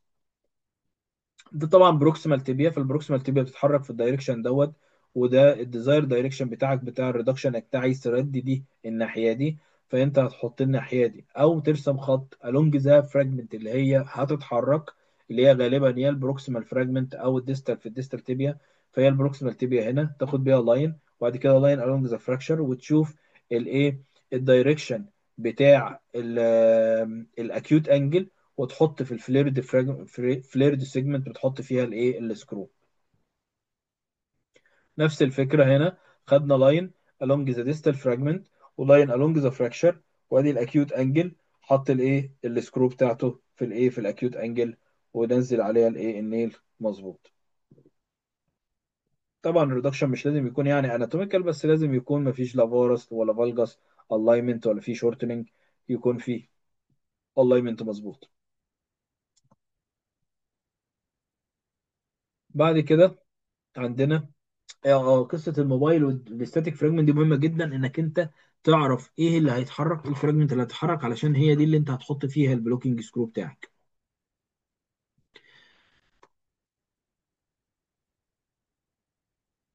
اهو بيقول لك ايه، حط الايه البولر سكرو اون ذا سايد اوف ذا نيل ان which direction you want mobile fragment to go. ديت الطريقه اللي انا ايه اللي انا بفكر بيها دايما. انا بشوف الفراجمنت دي عايزه تروح في انهي حته، ودوم حاطط لها السكرو بالنسبه للنيل في الحته اللي انت عاوز توديها، تودي الفراجمنت فيها. عايز تودي الفراجمنت فيها، مش عايز تودي النيل فيها. خدوا بالكم النيل، انت بتحط بلوكينج سكرو في الحته دي علشان النيل ما يحطش، ما ينزلش في الحته دي.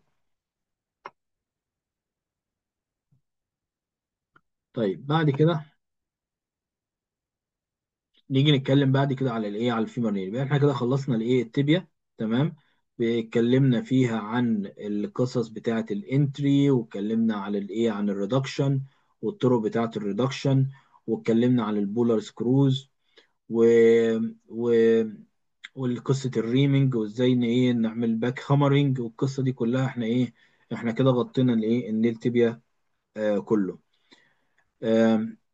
بعد كده هنتكلم بعد كده عن النيل فيمر بقى. طيب النيل فيمر طبعا البوزيشننج بتاع النيل فيمر الحقيقه مختلف يعني كتير، كتير جدا يعني. في ناس بتحب تشتغل على تراكشن تيبل، في ناس تقول لك لا انا بحب اشتغل لاترال ديكيوبيتس، في ناس بتحب تشتغل سوباين والني فليكسد، في ناس بتشتغل سيزرنج بوزيشن، تخلي الايه الرجل عامله كده ادكتد قوي، علشان ايه، علشان يعرف يحط النيل انتري بتاعته. اكتر حاجه موجوده او اكتر بوزيشننج موجود اللي هو على التراكشن تيبل، سوباين بوزيشن مع التراكشن تيبل، اند واللاترال ايه واللاترال بوزيشننج طبعا، او اللاترال ديكيبتس. طيب انت بعد كده بنيجي انتي جريد نيلينج ابروتش. نتكلم عن انتي جريد نيلينج ابروتش. الانتي جريد يعني بنخش من فوق لتحت، نخش من عند الهيب دي ديستال فيمر. الحقيقه ده بيختلف باختلاف النيل ديزاين. في عندنا بايرفورمز انتري بوينت، في عندنا اتنين انتري بوينت، يا اما تخش بايرفورمز فصة، يا اما تخش تروكانتريك انتري. الحقيقه معظم الشركات دلوقتي بتعمل النيلز بتاعتها بعيد عن البايرفورمانس فوسا، بقت بتعمل تروكانتريك، ودلوقتي سينسز منزله لاترال انتري اللي هو لاترال للجي تي كمان. كل ده ليه؟ الهدف منه ايه؟ الهدف انك انت تبعد عن البايرفورمانس فوسا علشان حاجتين: اولا البلاد سبلاي بتاع الفيمورال هيد، ثانيا الريسك اوف نيكو فيمر فراكشر. تمام، دول حاجتين اللي انت بتبعد عن البايرفورمانس فوسا عشان خاطرها. بس ان جيت للحق، البيرفورمانس وسطى in the same axis of the مضلة، آم، ما بتتعبش فيها لو العين سن. طبعا لو العين رفيع كده وحلو وسلم كده فما بتبقاش نفسك تعبان انت، وما تبقاش قلقان من الهامرنج، لانك انت بتهامر والنيل انت متاكد ان هو في المضله، فانت مش واقف على كورتكس ولا حاجه. تمام، انت بتهامر على النيل لو انت متاكد ان النيل جوه المضله مظبوط في الاي بي وفي اللاترال، فانت لما تهامر انت مش قلقان. انما لو في الجي تي، في الاول الانتري بتاعته بتبقى صعبه شويه، لانك انت بتخش بالنيل اصلا كده كده بتزحلق على الميديال كورتكس. فلو هو استك على الميديال كورتكس ومحتاج هامرنج، ممكن جدا تكسر معاك ميديال كورتكس، وحصلت معانا شخصيا، وحصلت مع ناس كتير جدا. تمام، انك انت بتخش بالنيل تروكانتريك انتري، وتعافر تعافر تلاقيه ضيق ومش راضي، تقوم ايه واخد الهامر وتك اول واحده تك، لو العين عظمه خفيف شويه التك دي هتلاقي كراك كده ايه جميل قوي عند الليسر تروكانتر. تمام، وبعد كده بقى تبدا ايه تلوس. أم، فالفرق طبعا في الديزاين ايه؟ ان بايرفورمانس انتري نيل بيبقى ستريت مسطره. تمام، لان الانتري بتاعتك انلاين مع ايه مع الميدلري كانال بتاعت الفيمر. انما لو تروكانتريك بقى فيه بروكسيمال بند، محني شويه من فوق، عامل زي بتاع البروكسيمال فيمورال نيلز كده. طيب،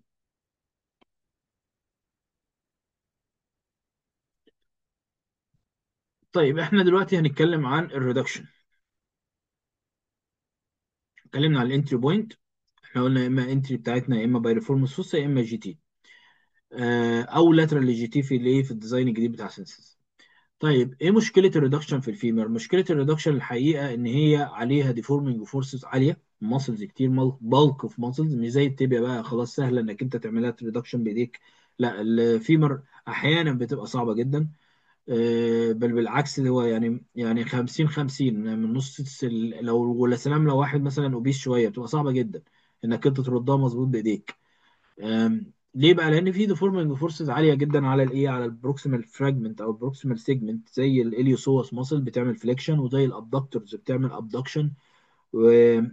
والحقيقه في اكسترنال روتيشن كمان لو الكسر بروكسيمال شويه، زي السبتروكانتريك فراكشرز كده، بتلاقي الفراجمنت كمان اكسترنال روتيتد بالايه بالاكسترنال روتيتورز اللي ورا في الهيب. فهو الريدكشن ده في الفيمر تريكي شويه. فهو في طرق كتير للريدكشن. اولا مانوال، انك انت تحط. طب هم هنا للاسف عندهم مشكله مع الايه مع موضوع ايدك قدام الاشعه، وعشان كده بيحاولوا ان هو يعمل مانوال، اي حاجه مانوال بعيد عن ايده، بحاجه مش بايده، زي الايه زي الهامر مثلا.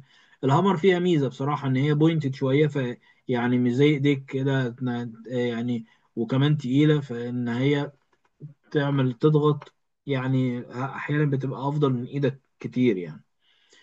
آم، تاني حاجة إن هي بتخليك تصور أشعة وأنت مش إيه مش في سكتها، الأشعة بتبقى إيه باينة يعني. طيب ده بالإيه بالنسبة للهامر. الهامر هتصلح لك الفليكشن بتاع الإيه بتاع البروكسيمال فراجمنت. لو أنت دخلت من فوق، لو كانت مثلا في البروكسيمال فراجمنت أبدكتد، هتبوش من إيه من اللاترال سايد. المهم إن هي طريقة حلوة للإيه للبوشنج. طيب لو ما نفعتش الإيه البتاع الهامر، في طريقة بالشيت، وإن كنت أنا مش ما شفتش حد عملها قبل كده بصراحة يعني، بس يعني طريقة مرسومة وموجودة في الكتب. تبدأ تلعب الألعاب بقى. الألعاب بقى إنك أنت تفتح مينيمال انسيجن وتشتغل. لو أنت مثلا بتبوش ومش عارف تبش لا بالهامر او بالشيت، ممكن تبش بايه؟ بالبوشر، اللي هو البول تيبد بوشر. هتلاقيه ايه؟ هتلاقيه آلة كده، الراس بتاعها عامله زي الايه، زي السكرو درايفر كده، بس الراس بتاعها مش زي السكرو درايفر. الراس بتاعها عباره عن ايه؟ عباره عن تيب وبول. فهي ايه؟ تحشق تمسك في الايه، في العظم، او تخرم العظم، بس ايه؟ وتبش، ما تفضلش تتزحلق من على الايه، من على الكورتكس. فدي كده ايه، دي وسيله من ضمن الوسائل. او انك انت تلعب بقى لعبه الجويستيك، انك انت تفتح فوق فتحه وتحت فتحه، وتحط ايه، شنز بينه، وتبدا ايه، وتدخله شويه بالدريل، وتلعب بالالعاب الجويستيك. دي طريقه تانية. آه، في طريقه الاول قبل ما تخرم الجلد، في طريقه الايه، الريدكشن تول بتاعه المسمار. النيلز بتاعت زيمر، وبتاعت سترايكر، وبتاعت سميث نيفيو احيانا، كمان. يعني معظم الشركات الحقيقه من حاطين فيها حاجه اسمها ريدكشن تول. ايه الريدكشن تول دي؟ هي هي آلة كده كانيوليتد كبيره، وكيرفت جامد جدا من الايه، من التب بتاعتها. فهي فيها كيرف كده، بتخش على الواير، بيخش على الكيرف دي، فالواير بيتعوج كده. تمام. فالواير بيتعوج كده، فانت بتخش بالريدكشن تول.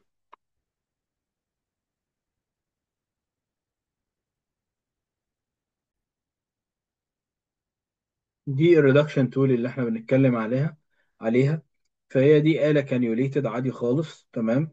بعد ما ايه، ما بتدخل الانتري بوينت بتاعتك، بتعمل الانتري بوينت، وتدخل معاك الايه، الجايد واير، وخلاص الجايد واير بتاعك واقف عند الفراكشر سايت، مش عارف يعدي الناحية التانية، ويعدي الناحية التانية، ومستني منك انك انت ترد الكسر عشان تعدي الجايد واير. فممكن تعمل ايه؟ تدخل الايه، الآلة دي، تطلع الجايد واير بتاعك شوية، وتدخل الآلة. طبعا انت لازم تريم البروكسيمال بورت لغايه ايه، ريمر 10 في معظم الشركات. بعد ما بترايم ريمر 10، لان الايه، الدايمتر بتاع الريدكشن تول ده اعتقد 9. فانت بتريم الاول، وبعد كده بتدخل الريدكشن تول بتاعك، وايه، وهي كيرفت كده من الايه، من فوق. وتبدا بقى تلف بقى يمين وشمال وكده، لغايه لما تطلع تصطاد الايه، الفاركورت. وقت ما تصطادها، تقوم ايه، مزائق الواير جواها، فيقوم طالع الواير ايه، معدي الناحيه التانيه. دي اللي هي الريدكشن تول. في طريقه بتاعت الجويستيك زي ما قلنا، وفي طريقه الهوك دي برضو ممكن نفتح فتحه صغيره. دي طبعا هنا بقى هنبدا نخش في المينيمال انفيزيف. فتحنا فتحه صغيره من الجلد، دخلنا مثلا يا اما شانز بينا ولعبنا بيه لعبه الجويستيك، او ممكن نخش بيها هوك، ونشد الايه، الفراجمنت دي، علشان نرد الايه، نرد الفراكشن، زي ما احنا شايفين هنا كده. طيب، في حاجه اللي هي المانوال ريدكشن، اللي هو بايديك بقى، يعني مش بالهامر زي ما احنا استخدمنا. طبعا ده اللي احنا معظمنا بنعمل كده، بنقوم ردينها بايدينا، ومن تحت ومن فوق، وبعد كده نمنتين ريدكشن، ويلا خش بالواير، خش بالواير، خش بالواير، علشان ايه؟ يصطاد الديستال ايه، ديستال فراجمنت. احيانا طبعا محتاج انك انت تاخد اكس راي عشان تتاكد البوزيشن بتاعك كويس، فانت بتضطر ايه، تصور ايديك. وده هنا الناس هنا ما بتحبش الموضوع ده ابدا، لانك انت بتعرض نفسك لريسك unnecessary.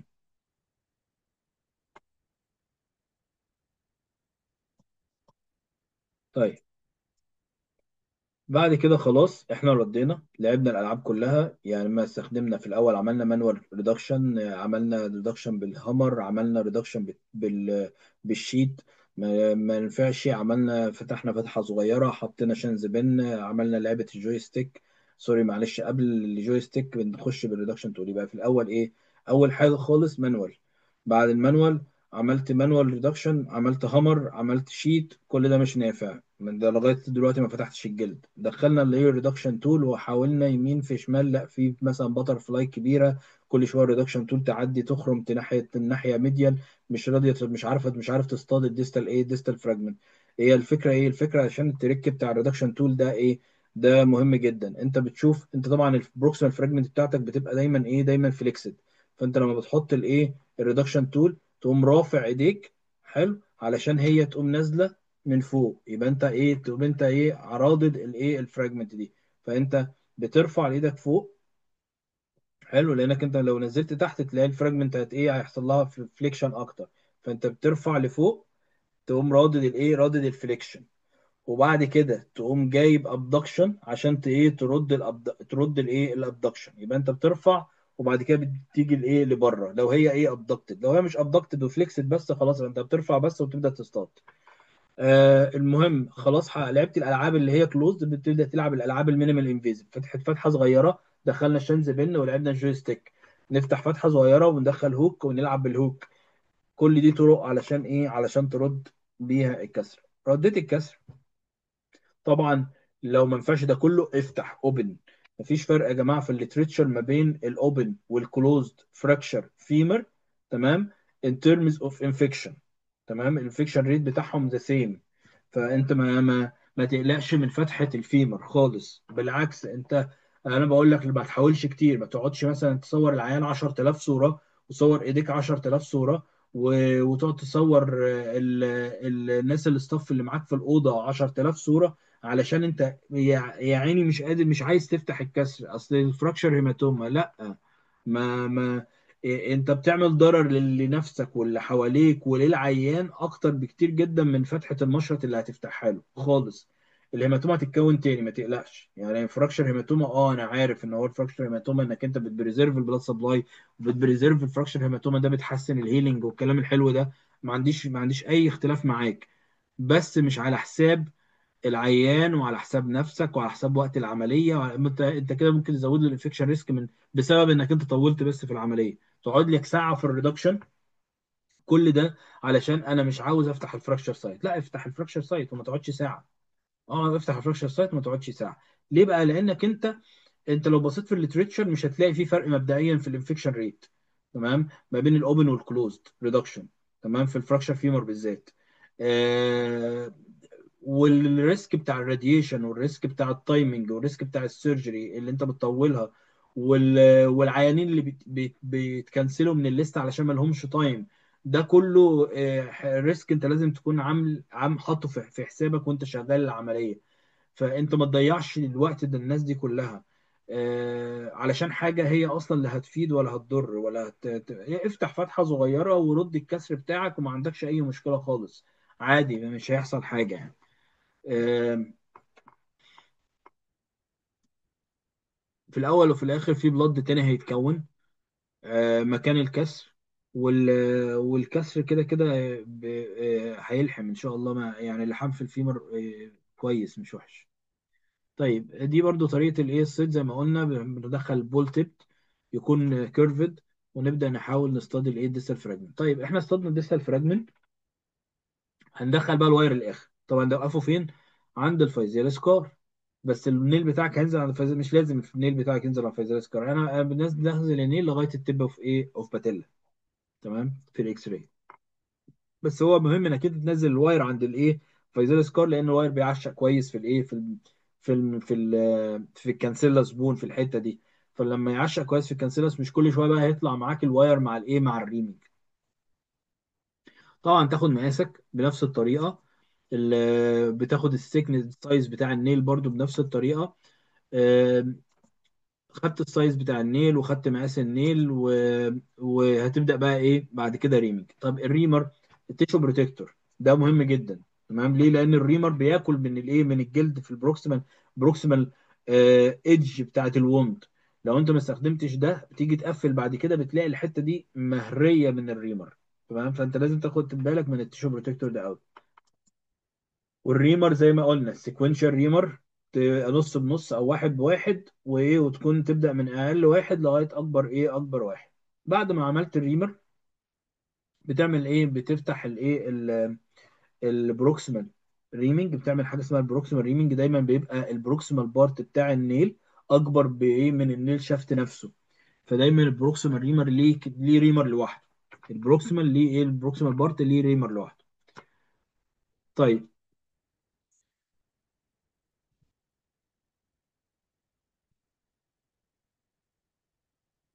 لازم ناخد بالنا من ايه، من الاكسنتريك ريمنج، تمام. ما تحاولش تعمل اكسنتريك ريمنج. لازم تدخل الواير بتاعك ديستال يكون في السنتر بالظبط في الاي بي وفي اللاترال، وتدخل الريمنج عشان تريم سنترال مظبوط. تاخد بالك من التراب اللي هو ايه، اللي هو انك انت لو الريمر بتاعك اتكسر فانت لازم تكون مستخدم بول تبد جايد واير، علشان لو الريمر تب اتكسرت دي تعرف ايه تشيلها. آم، ما تعملش اوفر اجريسيف ريمينج، علشان ده ممكن يعمل هيت نيكروزس. تمام. فانت ايه، انت بتريم ريزونبلي لغايه لما تحس ان ايه ده خلاص بقى فيه ريزيستنس شويه، فخلاص ستوب وشوف السايز بتاعك وايه وقيس على كده. آه، الرابت ثراستنج دوت بيعمل بيزود الريسك بتاع الفات نيكروزس. وهو التريكس بتاعت الريمينج ايه، انك انت في الاول يعني، او البيتفولز بتاعت الريمينج، انك انت تاخد بالك من البوزيشن بتاع الجايد واير بتاعك علشان الريمينج بتاعك ما يكونش اكسنتريك. طب هو ايه مشكله الاكسنتريك ريمينج؟ مشكله الاكسنتريك ريمينج ان هو هيدخلك النيل في مكان مش مظبوط، وكمان ممكن تخرم الكورتكس. فدي مشكله. القصه التانيه قصه التراب اللي هو زي ما قلت الريمر لما يتكسر جوه، فانت برضو لما تدخل بالريمر لازم تكون ريزونبل، وحس دايما بايديك، يعني خلي عندك ايه سنس كده وانت داخل وانت طالع. ولما تلاقي فيه ريزيستنس قويه اقف وصور، استخدم الاكس راي، ما عندكش مشكله على الريمر، بس اتاكد انك انت دايما في السيف سايد. البيتفول الثالثه الهيت نيكروز، ما تبقاش اوفر اجريسيف في الريمينج.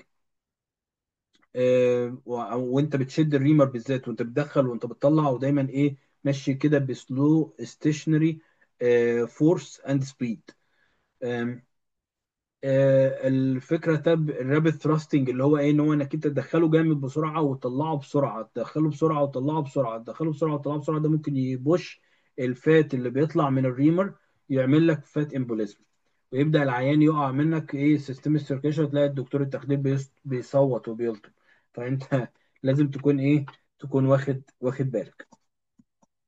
طيب نخش بعد كده. ادي دي مثلا صورة جميلة جدا للبون مارو فات في كادافيريك سبيسمن عند مات اصلا خلاص. تمام. فهم يعني كانوا بيعملوا زي ما تقول تشريح للجثة، وشافوا الايه الكادافيريك البون مارو فات ده. آه، طيب هنحط النيل طبعا تتأكد. طبعا الممرضة هي بتركب لك النيل على الديفايس، تمام، او انت بتركب النيل على الديفايس، لازم ايه تتاكد ان هو مقفول كويس، عشان انت ممكن تحط النيل من هنا وتلاقي الايه البروكسيمال جايد فك منه بعد ما انت دخلت النيل خلاص، فالبروكسيمال جايد فك منه، بقى مطلوب منك انك انت تركب البروكسيمال جايد ده في النيل، والنيل جوه البون. فده يعني، والنيل جوه البون اللي هو النيل داخل للايه الاخر خالص، عشان البروكسيمال جايد ده اللي هتركب منه الايه البروكسيمال لوكينج سكروز. واحيانا والبروكسيمال لوكينج سكروز مش الحاجه السهله انك انت تجيبها فري هاند. ف فطبعا دي تجربه مؤلمه جدا، ان الجايد بتاعك يفك بعد ما تكون حطيت النيل دي تجربه مؤلمه جدا يعني. بتبقى صعبه جدا انك انت ايه تمانج انك انت تحط السكرو درايفر في الهول دي، والهول دي اصلا كلها جوه العيان اساسا. فيعني الموضوع بتبقى رخم شويه، فلازم تتاكد ان هو يكون مربوط كويس. طيب دخل النيل على الجايد واير، احيانا بيبقى النيل استك على كورتكس زي دي، فانت لازم تصور كتير. يعني صور مع كل دخل النيل، اول ما تلاقي اي ريزيستنس قدامك وقف وصور، اول ما تلاقي ريزيستنس وقف وصور. ما عندكش مشكله. اتاكد دايما انك انت في السيف سايد. طبعا النيلز كلها معموله ان هي البلانت بتاعتها علشان ما تتزحلق بسهوله على على الكورتيسس. طيب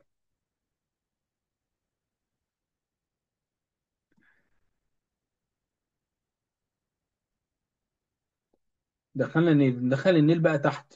تمام. النيل تحت لازم يكون سنتر. تمام. لو خد بالك ان الديستال بارت دي ديستال فراجمنت فيها فليرنج جامد قوي، فالنيل ممكن يروح ميديال ممكن يروح لاترال، لو راح ميديال ولا راح لاترال تلاقي الريدكشن بتاعك مبقاش كويس. تمام. فانت لازم يكون الواير بتاعك من الاول في السنتر.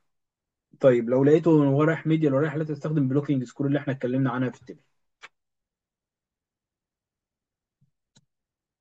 طيب دخلت النيل لازم تتاكد بقى ايه الليفل بتاع النيل ده. طبعا كل نيل على حسب الديزاين بتاعه، فعلى سبيل المثال النيل ده فيه ديزاين ايه، فيه ديزاين اتنين سكروز يدخلوا في النك والهيد، وفي وان سكرو يدخل في الايه في الليسر تروكانتر. فانت لازم تكون مظبط ده عند الليفل بتاع الليسر، ومظبط دولت عند الليفل بتاع الايه بتاع النك والايه والهيد. فانت بعد كده بتحط النيل لوكينج بتاعك على حسب الديزاين بتاعه، بروكسيمال وايه وديستال. طيب لو فرضا جدلا انت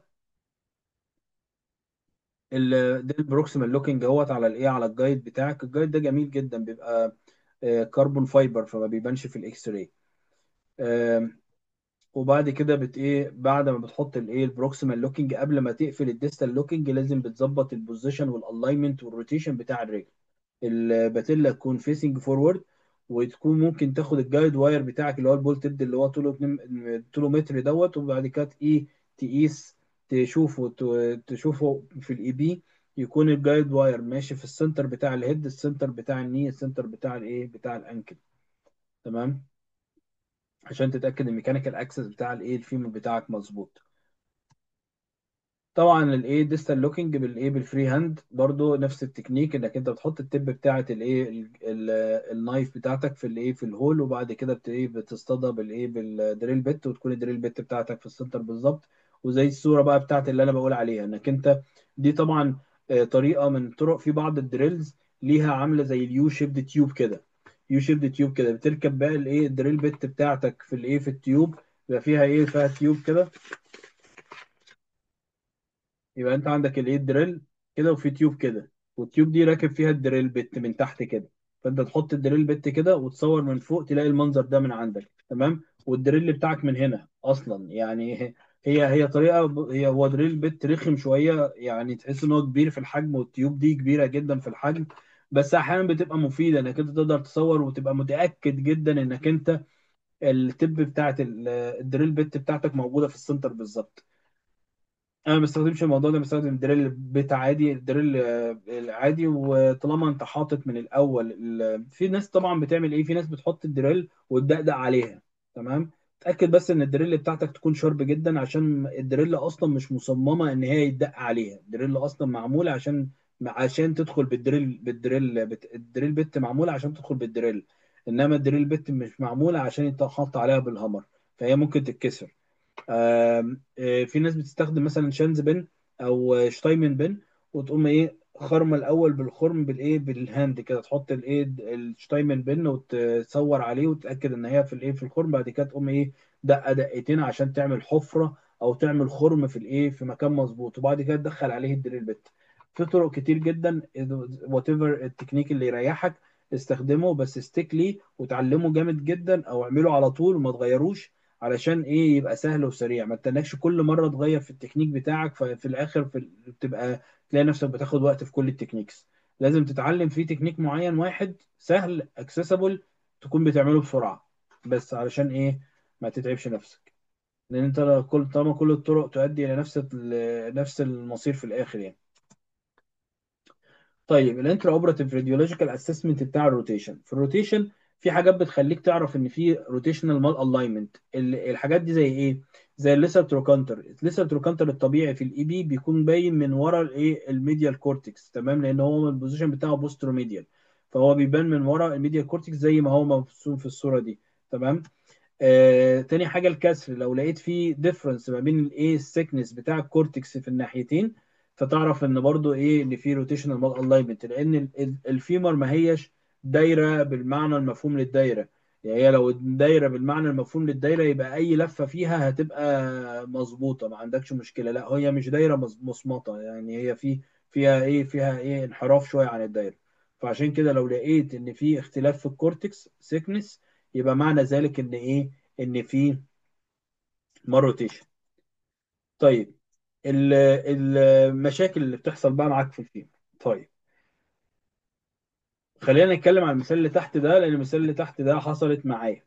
تمام، انت دلوقتي لما تبقى داخل من نيل، بالذات لو النيل تتروكانتريك انتري، فبيقف النيل في الحته دي. تمام، فانت لو دخلت بالهامر علشان لقيت النيل واقف مش راضي يتحرك معاك، تيجي بتعمل له روكينج روكينج روكينج مش راضي يتحرك معاك، فتضطر ايه تهامر شويه عليه. فلو انت عملت هامر جامد ممكن الكسر ده يحصل، يبقى انت عندك كسرين، يبقى انت حولتها لسيجمنتال. طيب هتكمل نيل بتاعك عادي؟ لا ما تكملش. انت هتكمل نيل بتاعك عادي تمام، بس لما تيجي تلوك بروكسيمال استخدم المسامير اللي هي فيها ماسكه النك والهيد في النيل.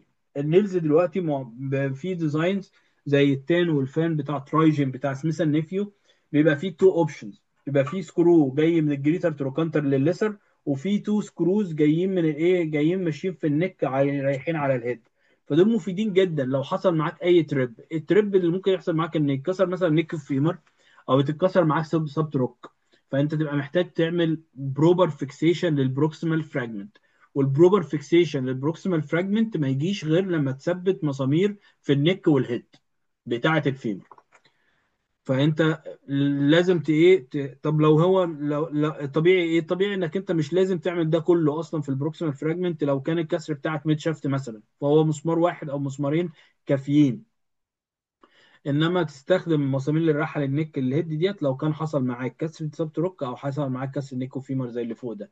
في طريقه تانية، وان كانت صعبه شويه واحيانا ما بتبقاش يعني ابليكابل يعني، انك انت تدخل مسامير حوالين النيل تمسك النك والايه والهيد. ده انا اوافقك فيه لو كانت النيك فراكشر ده اندisplaced خالص. لو انت شايف كراك، يعني انت بعد ما صورته ودخلته وعملت الايه النيل، بتصور هيب لقيت فيه كراك شايفه بالعافيه كده في النك، احيانا في الحاله دي ممكن تدخل دخل مسامير من المسامير ماسكه الايه، تمسك النك حوالين الايه النيل، 3 مسامير حوالين النيل. انما المشكله الحقيقيه بقى لما الكاس ده يبقى ديسبليس. كاس دايفيز بريس دي بقى رخمه رخمه جدا، بقى صعب جدا انك انت تثبتها بالطريقه دي. تمام. فبيبقى محتاج ده ساعتها تفتح او ترد الكسر ده مظبوط، وبعد كده تحط المسامير بتاعتك. او ممكن احيانا تبقى محتار انك انت تغير الايه السيستم بتاعك، بدل ما تستخدم انتي جريد نيل تستخدم ريترو جريد نيل، وتسيب مكان لدي اتش اس او مكان لدي كانيوليتر سكروز في النكه دي. تمام. آم، بس انا شفت ده وشفت ده الحقيقه، والاتنين عدوا كويس. حتى أنا فاكر الحالة اللي أنا شفتها كانت اتكسرت نك. أعتقد هي كانت مكسورة أصلا نك، بس هي مزد في الإيه في الدياجنوز في الأول، أو كان نون ديسبليسد بس اتحرك مثلا في العملية. المهم إن هو في آخر العملية خالص الشباب لقوا إن في إيه، في نيكو فيمر فراكشر. ف فحطوا اللي هي المسامير اللي هي حوالين النيل دي. الحقيقة الكسر ما كانش ريديوسد كويس ساعتها، بس سبحان الله العيان لحم، وانا شفته لاحم. يعني انا شفت العيان دوت وانا كنت مستغرب جدا. انا كنت متخيل كان شكل الكسر كان بشع بصراحة، وفي جاب في الفراكشر سايت، وكان شكله مش احسن حاجة خالص. وانا كنت متوقع ان العيان ده كده كده مش هيلحم، وممكن يخش في اي في ان وموال اسود كده. تمام. بس العيان ده انا شفته بعدها ب6 شهور تقريبا، جالي مره في العياده ماشي على رجليه بصور، لقيت العيان لحم. في لسه في الجاب دي لسه شويه مش موجوده، يعني فاضيه، بس المسامير لسه في مكانها، والكسر ديستالي يعني كله لاحم تقريبا، 3/4 الكسر لاحم. والعيان بيعمل سكواتنج وبيعمل كل حاجه وما عندوش اي مشاكل خالص. ف... فممكن تعدي وممكن ما تعديش. طيب نيجي للي بعد كده بقى ايه. النيل كاب زي ما احنا قلنا، النيل كاب مهم في ايه؟ مهم في حاجتين. اولا لو انت عندك المسمار الطول بتاعه، انت عندك كذا نوع من الكابس بايه باطوال مختلفه، فالمسمار لو طوله قصير انت ممكن تكمل المسمار بالنيل كاب. حاجة تانية انك انت لما تيجي تشيل المسمار دوت بعد كده بعد سنة ولا حاجة، لو لأي سبب ما، طبعا هو مش روتين، بس لو حصل واحتجت انك انت تشيل المسمار ده، لو في نيل كاب هيسهل عليك المهمة جدا، لانك انت مش هتبقى محتاج انك انت تقرقض البون اللي اتبنى جوه المسمار. طبعا ده الاسسمنت بتاع الالاينمنت في الاخر خالص. تمام. تاكد ان قبل ما العيان يتنقل من على الترابيزه انك انت الرجلين الايند، لانك انت ساعات ممكن تلاقي تلاقي فيه الروتيشن مش مظبوط. طب لو الروتيشن مش مظبوط هتعمل ايه؟ هتشيل الديستال لوكينج سكرو، تلف الرجل شويه على الروتيشن، بعد كده تحط مسمار ديستال لوكينج سكرو تاني من هولز جديده. ماشي، تخرم خرمين تانيين وتحط الديستال لوكينج سكرو تانيين. فالموضوع مش صعب ان هو يتعمل يعني. ممكن حتى بعد ما تنقل العيان على الترابيزه العاديه، مش لازم يكون على التراكشن تيبل، ممكن لو انا تنقل العيان على الترابيزه العاديه ولقيت ان في مره روتيشن، لقيت رجل اكسترنال روتيشن عامله خالص كده ورجل واقفه لك كده، فلا، وانت طبعا ما تنقلش انك ما توديش العيان الوورد بالمنظر ده. ده عقم تاني، واعدل رجل وفك المسامير، عقم تاني وافرش تاني وفك المسامير الديستال لوكينج سكرو، لف الرجل اللي تبقى الايند مع الرجل التانيه. تمام. وبعد كده حط الديستال لوكينج سكروز بتاعتك تاني. ولازم زي ما انتم شايفين كده، هو دي طريقه الايه، الاسسمنت بتاع الالاينمنت بتاع الرجلين. وبكده انا كده اكون خلصت الايه الفيمر. ان شاء الله النيلز التانية ممكن بعد كده، لو شرحنا الانترتروك ممكن نتكلم في البروكسيمال فيمورال نيل، لو شرحنا الديستال فيمر نتكلم في الريترو جرين نيل فيمر. مش هيبقى فيه كلام كتير زيادة، لان احنا اتكلمنا عن ايه، عن معظم التريكس او التبس اللي موجودة في كل الخطوات. اتمنى ان هي تكون محاضرة مفيدة، واتمنى انها تكون جاوبت على اسئلة لناس كتير. و... واتمنى انكم تشيروا معايا تقولوا لي الفيدباك بتاعكم. ولو حد عايز اي حاجة يتواصل معايا على التليجرام او على الواتساب او على اي طريقة. انا ارقامي مع الناس، فما على التليجرام هتلاقوا الرقم موجود على على الاكونت بتاعي. لو حد عنده اي استفسار يبعت لي، ما عنديش اي مشكلة، وانا لما بلاقي وقت فاضي برد على الناس كلها. واتمنى لكم التوفيق، واتمنى لنفسي التوفيق، وربنا يعني يصلح حالنا جميعا ان شاء الله. واشوفكم على خير في محاضرة جديدة. مع السلامة.